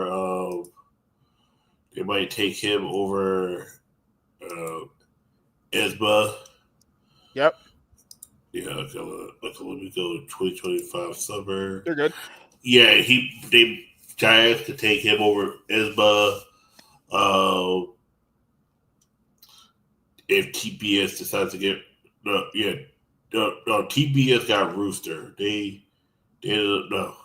Who's getting Rooster? BDS. BDS has him. Oh yeah, okay, yeah. Oh yeah. That's all right. Okay, Rooster is top lane. He rather could go to BDS over Bukata. After they paid Oscar, for Oscar, it could be Nautis, Giant X if they decide to get rid of a lot, and Team Heretics over Carlson. I think he's better than Carlson. I think the crazy thing is BDS can't get rid of Bukata yet because they gave like SK $200,000 for him. It's like, which is so stupid. I don't know why they did that. Yeah. I just, oh God, I don't get it. Keep in mind that even if Fnatic reaches an agreement with another team, as they did with Team Heretics already, this does not mean anything. Razork has to approve the movement, and if he does not get any offers from the teams Fnatic has approved, he can decide to stay in Fnatic until his contract expires. Mid, confirmed by Cheap. Fnatic is 100% interested and pushing very hard to sign Vladdy, and they believe they will manage to sign him. But Vladdy is a very desired player by half of the LEC except G2, MKOI, KC, BDS, and SK. BDS are stupid because BDS are trash. They legit think Nook is better than Vladdy. They're trash org. Yeah. However, if Fnatic don't manage to sign Vladdy and is is very extremely probable that Poby will continue on the team as mid laner for 2026. Also signing Vladdy will get Fnatic 2 spots for imports, which will mean they could sign imports for both top and support. They brought over Poby for one split, and they're like, you know what? Yeah, that's not working out. Oh God, Jesus Yeah, Christ. even when I said, "Oh, watch Poby go to Fnatic," I was just bullshit. I didn't think it was that shit. We all know those rumors. I was like, "This is rumors. This ain't gonna happen." And then Fnatic does it. I'm like, Fnatic did the funniest thing. They did the actual thing. We was just bullshitting. I was like, these motherfuckers really signed Poby. What the fuck? And then they couldn't give us a Poby versus Faker match because they were so dog water. That's all I ADC wanted. That's all I wanted to see was a Pope versus Faker match. Upset contract finishes in a few weeks. They are in negotiations to re-sign him. If I'm upset, I'm leaving. This team dog water. I'm sorry. Keep in mind, I'll wait to see who else they sign first. Upset didn't even want it to play after Worlds 2022 when they said his support was going to be Rux. Oh yeah, nah. Yeah, I saw the video on that. I was like, oh yeah, nah. I feel you on that. Cause they said Reckless was going to be my support. I'm good. Woo! Yeah, support I'll retire right there and then. Support, as already said, Fnatic is very interested in Jun, but GX is reluctant to let him go. Not much more info there. Yeah, they are there, and they already confirmed Grabs is staying. So there is not many options for potential replacements yet, but as I said, they need to get rid of players first. If they don't reach an agreement with other teams, current players will most likely remain on the team. Oh, that's just so bad. If they don't get Vladdy, they're keeping Poby. Yep. Upset is in negotiations to re-sign. Keep in mind, that is to be determined. So the only positions they really have somewhat 50% there is Poby and Upset. That's it. Yeah. Because Oscar is for sure done. I think they're done with that. He's done. He's done. I wonder what supports options they have besides Jun's. There's no one. I mean, unless they just import. Keep in mind, Poby counts as an import, so you could. Who else counts as the import on the team? They don't. Yeah, you could import. Yeah. You could import a support, but is Upset cool with having a support he can't talk to? Like, I don't know, honestly. This is what I would do. I'll see who Upset wants to play with, and then see what we can do from there. If I'm Fnatic, I keep Poby import top later. Let the two solo laners be Korean, and then get a juggler that that's not Razork, but someone that's from Europe.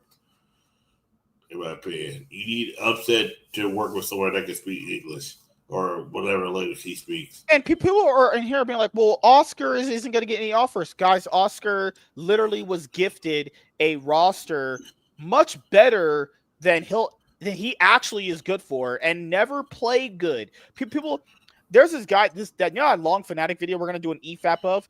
This guy, I like the guy's video. The video is great, but I disagree with this point where this guy said Razork's been a top 4 top laner since he joined the LEC. No, he hasn't. He's just been a top laner on a good team. He's never been top 4. Chasey, who won a split, was better than him. Why the fuck is Chasey not in the league? Chasey legit just won a split. He's not in the league anymore. There's irrelevant. For that small period of time, was better than Oscar Renan. Oscar Renan was just a middle of the pack top laner on a team with like top 4 players. That's it. Oscar Renan isn't good. I'm sorry, guys. Like, Oscar Renan was just a cheap option they got because they have no money or money they don't want to spend on a better top laner. There's nothing wrong with that, but let's not convince ourselves here that he's good. He was just a player on a team that he was way, way, way not good enough to be on, All right, so as we're going to go, because you're going to get a little tired here, anything else you want to say about Fnatic before we head out? Fnatic, get rid of Oscar. If you I would say keep Razork. Try to find jugglers from Europe.